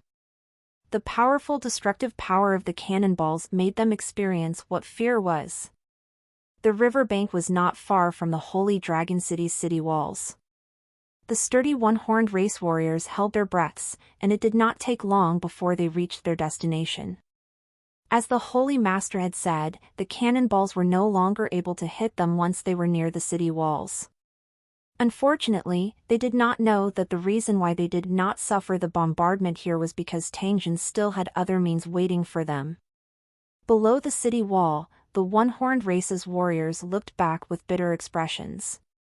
Starting from the riverbank, the ground was filled with cannon holes of various sizes. Countless one-horned soldiers were lying on the ground. Just by looking at their bloody bodies, one could tell that they were in grave danger. The one-horned warriors who were still alive were wailing in pain, but no one dared to save them. A few one-horned soldiers had tried to save their comrades, but before they could even reach them, the musketeers on the city wall had already broken their legs, and they were now screaming in pain. The non-human lord was covered in dust. He raised his head and looked at the city wall above him. He was in a dilemma. According to the height of the city wall, the humans guarding the city could use stones and flintlocks to attack them. However, up until now, the other party had no intention of attacking. The non-humankind leaders could clearly see the mocking looks on those human warriors' faces. They looked at the one-horned army as if they were looking at a group of rats trapped in a cage. A cat playing with a mouse, this was probably the situation in front of them. Thinking of this, the non-human leader was extremely angry, and he wanted to tear all the humans on the city wall into pieces. It had been a long time since he had been humiliated like this ever since he had been promoted to lord. This made his killing intent boil. Cultivator Battle Team, charge up the city wall. I want to wash this city with blood. The most up-to-date NVELs are published on n0velgen.co/m. Archers, cover fire. Following the order of the non-human overlord, the one-horned race cultivators, whose eyes were filled with anger, immediately opened the leather pockets on their waists and put on a special glove. After putting on the gloves, the one-horned race cultivators jumped up the city wall and began to move upward like geckos. When their gloves came into contact with the stone wall, they would be tightly sucked in, ensuring that these cultivators would not fall off the city wall. When the one-horned cultivators climbed the wall, they didn't do it in separate groups. Instead, they formed a line in groups of 5, so that only one of them was exposed. They moved in unison, moving as fast as lightning, quickly climbing up the city wall. From afar, it looked as if dozens of giant caterpillars were crawling rapidly on the city wall. The one-horned soldiers raised their crossbows and fired at the Holy Dragon City soldiers. Unfortunately, the Holy Dragon City's walls were too high. Even if these arrows hit the top of the wall, they would lose their lethality. Most of the crossbow arrows fell limply to the ground as soon as they touched the city wall. After all, the range of a crossbow was limited compared to firearms. Tang Jin stood by the city wall and clicked his tongue in wonder after seeing this scene. However, he did not allow this group of people to continue climbing. A group of Holy Dragon City soldiers armed with shotguns and automatic rifles popped out of the city wall and began to spray at the one-horned cultivators climbing the wall. Muffled gunshots rang out continuously as the flying bullets blocked the one-horned cultivators' escape route. One by one, the one-horned race cultivators were shot and fell from the high city wall, screaming and turning into a pile of meat paste. The 50-meter-tall Holy Dragon City wall had become the place where the souls of the one-horned race cultivators were severed. Even though the one-horned cultivators advanced in a very special way and could ensure that only the cultivators at the top were attacked, they could not withstand the continuous shooting of the Holy Dragon City's soldiers. When a group of cultivators attacking the city was crippled, the surviving cultivators would join the other groups and continue to attack the Holy Dragon City's walls. When they were about to reach the top of the wall, only a dozen of the one-horned race cultivators were left out of the original 100. Tang Jin had specially ordered them to stay alive because he wanted to obtain the information he wanted from these one-horned race cultivators. When these one-horned race cultivators finally climbed up the city wall and were about to start a massacre, they were greeted by a large patch of special medicinal powder. It was a special powder from Colossal Bone City that had a strong numbing effect. The one-horned race cultivators who inhaled the powder immediately felt their bodies go soft and they collapsed to the ground like mud. Despicable, shameless. The one-horned cultivator couldn't speak, so he could only curse in his heart and glare at the man with anger. The Holy Dragon City's soldiers who were attacking them had antidotes in their mouths, their faces full of mockery. A few one-horned race cultivators who reacted quickly held their breaths in time and luckily dodged the attack of the powder. A dozen Holy Dragon City cultivators quickly surrounded them. They waved their electric batons and easily subdued the one-horned cultivators. Tang Jin sneered as he looked at the one-horned race's cultivators who were tied up on the ground and had unwilling expressions on their faces. Attack freely. Clean up the battlefield in 10 minutes. With this order, the doomsday of the one-horned army had arrived. Countless bullets and machine gun grenades rained down, knocking down the one-horned army. The eyes of the alien race's leader were spitting fire, but he had no choice but to continuously dodge. Tang Jin looked down at the one-horned race's leader from above. He casually took a large-caliber sniper rifle from the table beside him and locked onto his vital spot. Bang!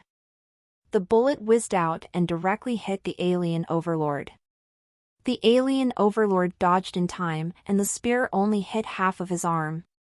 The heavily injured foreign tribe leader looked at Tang Jin with hatred in his eyes. After which, he turned around and fled without the slightest hesitation. The one-horned army had been completely destroyed by the intense artillery fire. Now that things had come to this, there was no need for him to stay any longer. He could only make plans after escaping. No matter what, he had to take revenge. You want to escape? Dream on. Tangjin coldly laughed when he saw this. His figure instantly disappeared without a trace. The alien lord's arm was broken by a large caliber bullet and blood kept flowing out. If it wasn't for the cannonball's impact on his reaction and defense, he wouldn't have been hit so easily. Moreover, the power of this large caliber sniper rifle was truly terrifying. At this moment, the non-human lord's heart was filled with anger, but more than that, he was filled with fear. Although they were at the edge of the continent, they still had a certain understanding of this wild land that was tens of thousands of miles away. Compared to the area he was in, this place was called the Wildlands, and it was indeed worthy of its name. Due to the effects of the Frost Moon calamity, this area was not suitable for long-term development. Any race with influence on the continent would not waste their resources here. It was for this reason that the Wildlands was far inferior to the other regions in terms of resources and development. If the two towers of the same level were to fight normally, the tower in the Wildlands would have almost no power to fight back. In the eyes of the cultivators outside the Wildlands, the cultivators of the Wildlands were no different from beggars. It was also because of this reason that the foreign overlord had accepted the siege mission from the Cornerstone trading platform, leading his mercenary group to teleport to the wilderness continent. The alien overlord receiving this kind of mission from the Cornerstone trading platform was one of the pieces of information that Tangjin didn't know about. This was a type of mission option that would only appear on the Cornerstone trading platform after Liu Qing was upgraded to level 5. It was called a continent mission by cultivators, and it usually had extremely generous points as a reward. Any tower above level 5 could issue missions on the continent, and they could also form mercenary groups to receive missions. The spoils of war, other than the mission items, would all belong to the mercenary group. In many high-class buildings on the continent, there would be registered mercenary groups that specialized in this kind of mission. They were all very powerful. The missions that the One-Horn Tribe's mercenary group accepted were special missions that were automatically issued by the platform. They were called Heavenly Dao missions.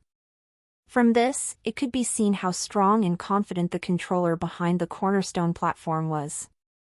He would actually add the word Heavenly Dao to the task that was issued by him. This kind of Heavenly Dao mission had always been one of the missions that mercenary groups in advanced dungeons frantically pursued. The reason for this was the high return. When a Heavenly Dao mission was accepted, a spatial vortex would appear and send the mercenary group directly to the mission location. Only the Cornerstone trading platform would have such a heaven-defying ability. There were countless guesses as to who was in control of the Cornerstone trading platform. However, after countless years, there was still no accurate answer. Some said that it was the unbelievably powerful control of the city, some said that it was the control of a powerful alien race, but more people believed that it was the means of the gods. There were different opinions, and it was difficult to distinguish between true and false. When he turned around to look at the Lord, his face was ashen. The leader of the foreign tribes would never have dreamed that the mission that he had thought was not difficult would actually destroy the mercenary group that his family had spent so much effort to build. This was the blood, sweat, and tears of his family. It was because of this mercenary group that his family was able to maintain nearly 100 years of prosperity in the One-Horned Clan city. However, after this battle, the entire mercenary group was completely destroyed. The foreign lord could imagine the expression of his family elders when they heard this news. If he were to return to the clan now, he would definitely be sent to the dungeon and then executed. No, I can't go back, or I'll be dead. After the non-human overlord thought of this, he couldn't help but speed up and run deeper into the wilderness. After running for a full half an hour, the leader of the non-humans burrowed into a pile of rocks and found a hidden place to sit down, panting heavily. The wound on his arm had been tied up by him, and the bleeding had stopped long ago. However, after losing a lot of blood, his breath had become weak. After looking at his broken arm, a trace of hatred flashed across the face of the non-human lord. Damn it, I didn't think that there would be so many firearms in this human city. Did they find a few extremely rare wild buildings? Otherwise, they can't have so much ammunition. The non-human lord was quite knowledgeable and knew that cannons needed cannonballs to fire. However, while cannons were easy to find, ammunition was extremely rare, which was also one of the characteristics of the building. There was a rule that when clearing out wild buildings, one would not be able to get a large pile of cannonballs after getting the cannon.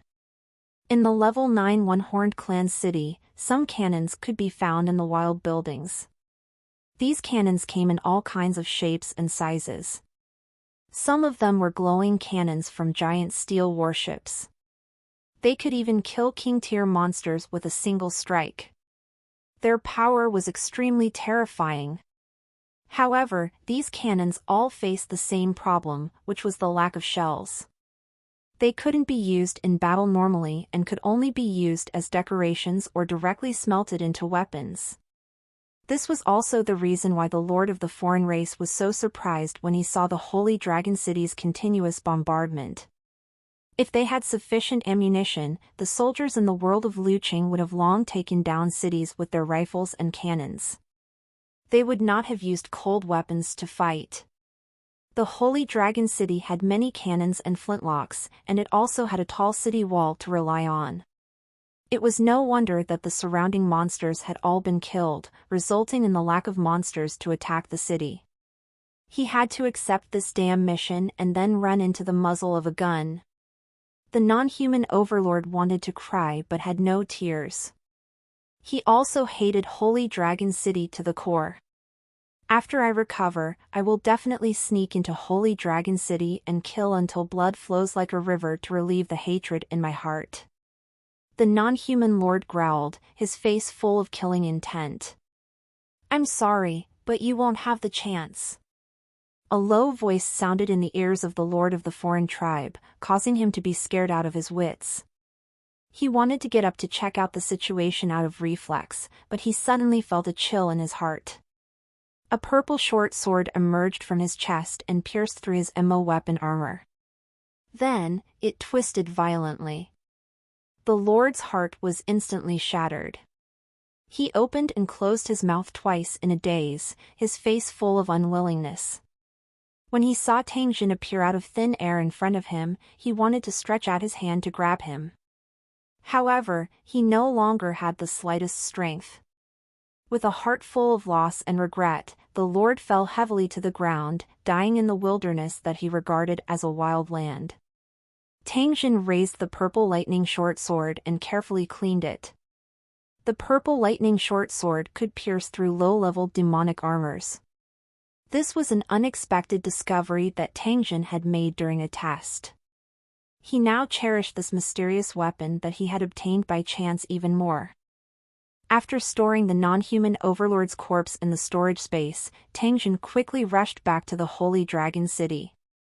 At this time, the battle at the city walls had ended.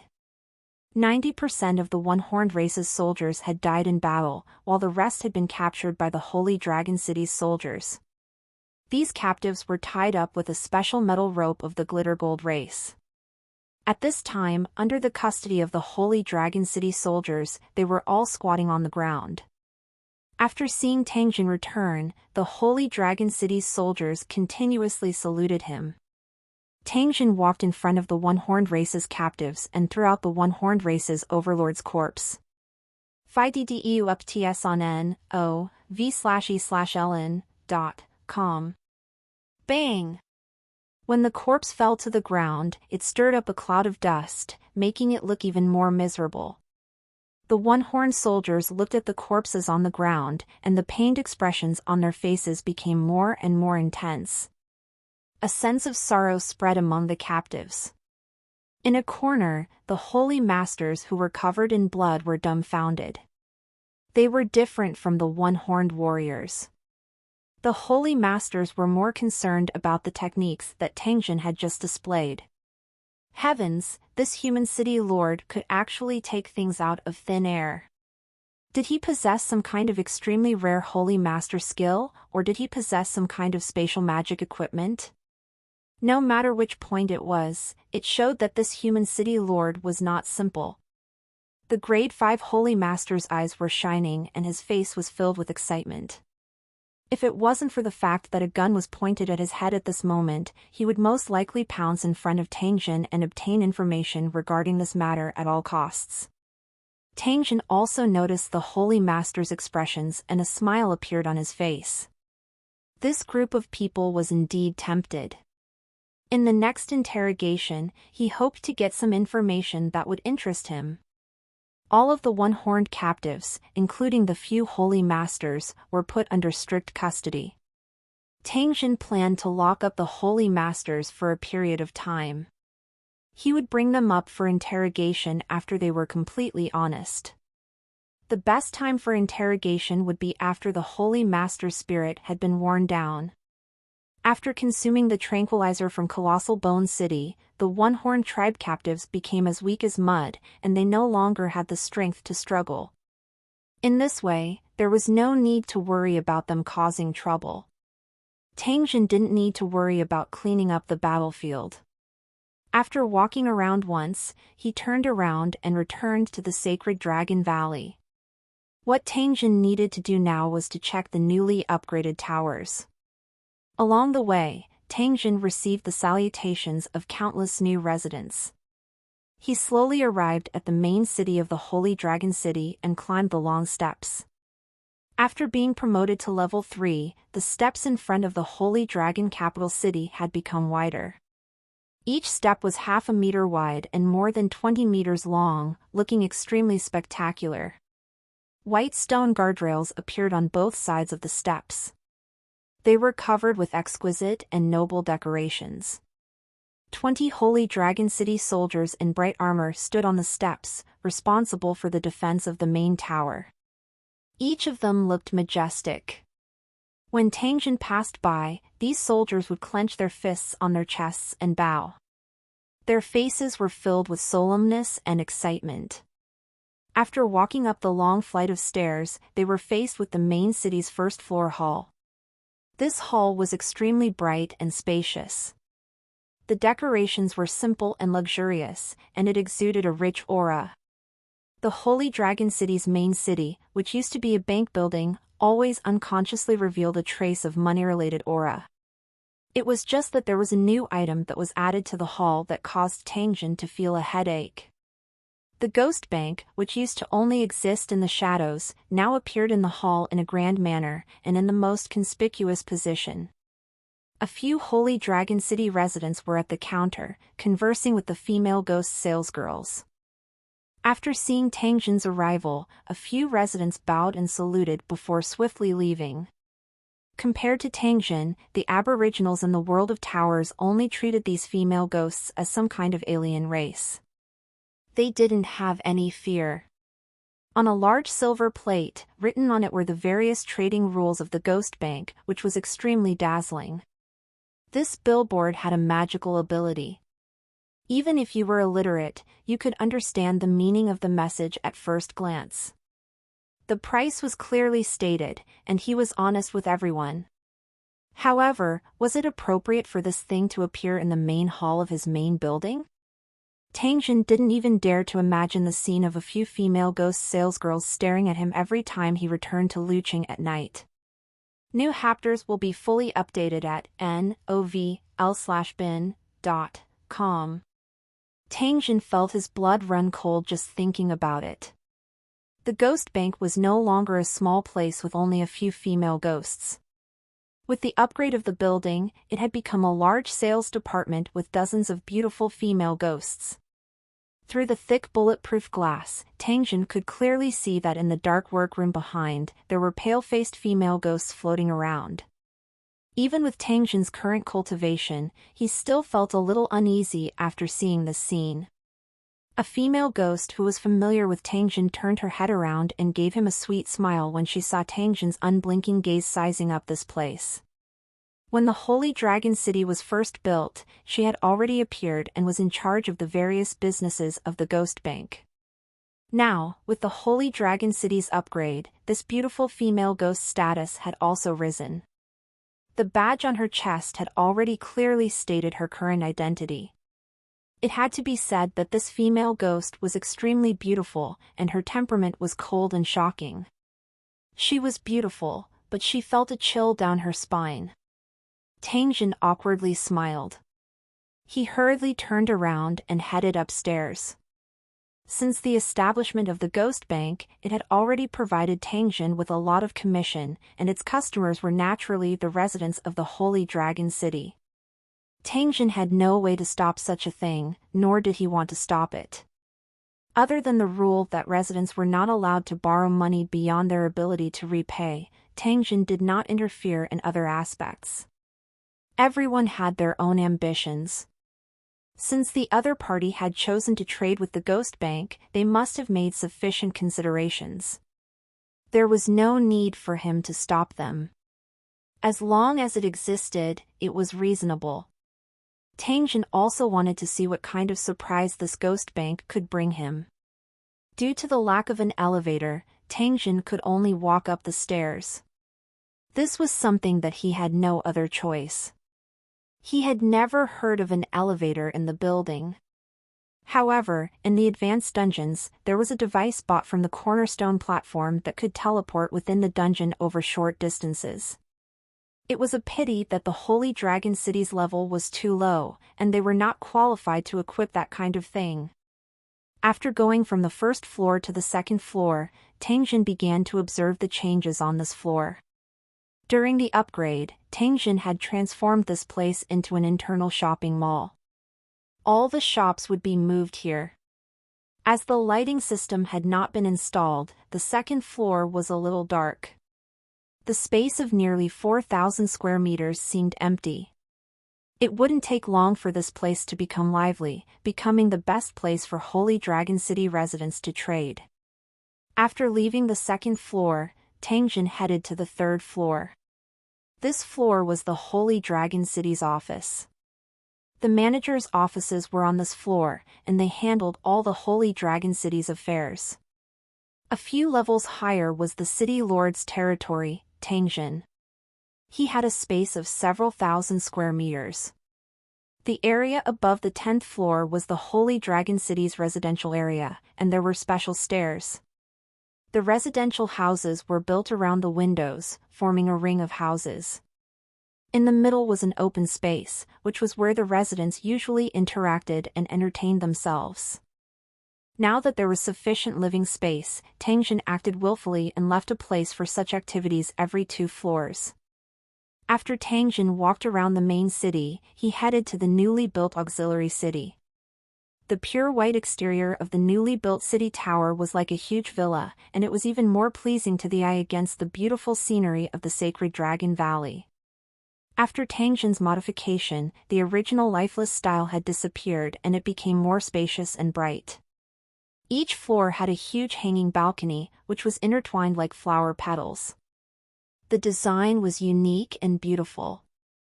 The residents could play and enjoy the scenery here. They could also hold various activities. There was definitely enough space. Tangjin named this place as the first auxiliary city, while the underground city was the second auxiliary city. In the future, there would be third and fourth auxiliary cities. The 10 floors below the first auxiliary city were still treated as public areas by Tangjin. The Goblin Luda had already instructed her assistant to occupy a large room facing the mother tree and use it as her laboratory. Hearthhammer, on the other hand, found a place in the underground city to continue his research on his new armor. After Tangjin walked around the first auxiliary city, he headed to the underground city. The original refuge of the Glitter Gold race had disappeared and was replaced by the new underground city. The underground city was brightly lit. The lighting system of the new underground city had been completely preserved by Jin Tang. Different from the oppressive atmosphere of the sanctuary, this place was brighter and more spacious. Because it had been upgraded to level 3, the underground city's area was several times larger than the Glitter Gold race's sanctuary. The available space was even larger than the main city and auxiliary city number 1 combined. After the Tower City was upgraded, Tangjin didn't have to worry about the lack of accommodation because he had enough rooms. Even if new residents joined, they would immediately have their own new home. Of the residents who had joined Holy Dragon City later, 90% had become new residents here. At this moment, the underground city was filled with people. It was like the large underground shopping malls in the original world. Every floor was full of people. These residents were in groups of 3 to 5. They were currently sizing up their new homes. When they saw Tangjin's arrival, they all bowed and greeted him. They had already received a resident identity card and were now official residents of the Holy Dragon City. Naturally, they would be extremely respectful to Tangjin. Tangjin walked around the underground city once before he walked out with a face full of smiles. The Holy Dragon City's upgrade had been completed, and the residents had been properly settled. Everything had been arranged in an orderly manner by the managers. The next thing Tangjin had to do was to upgrade his mobile application and prepare for the opening of the business district. Well, truckers, that's all for this part. See you all in the next video.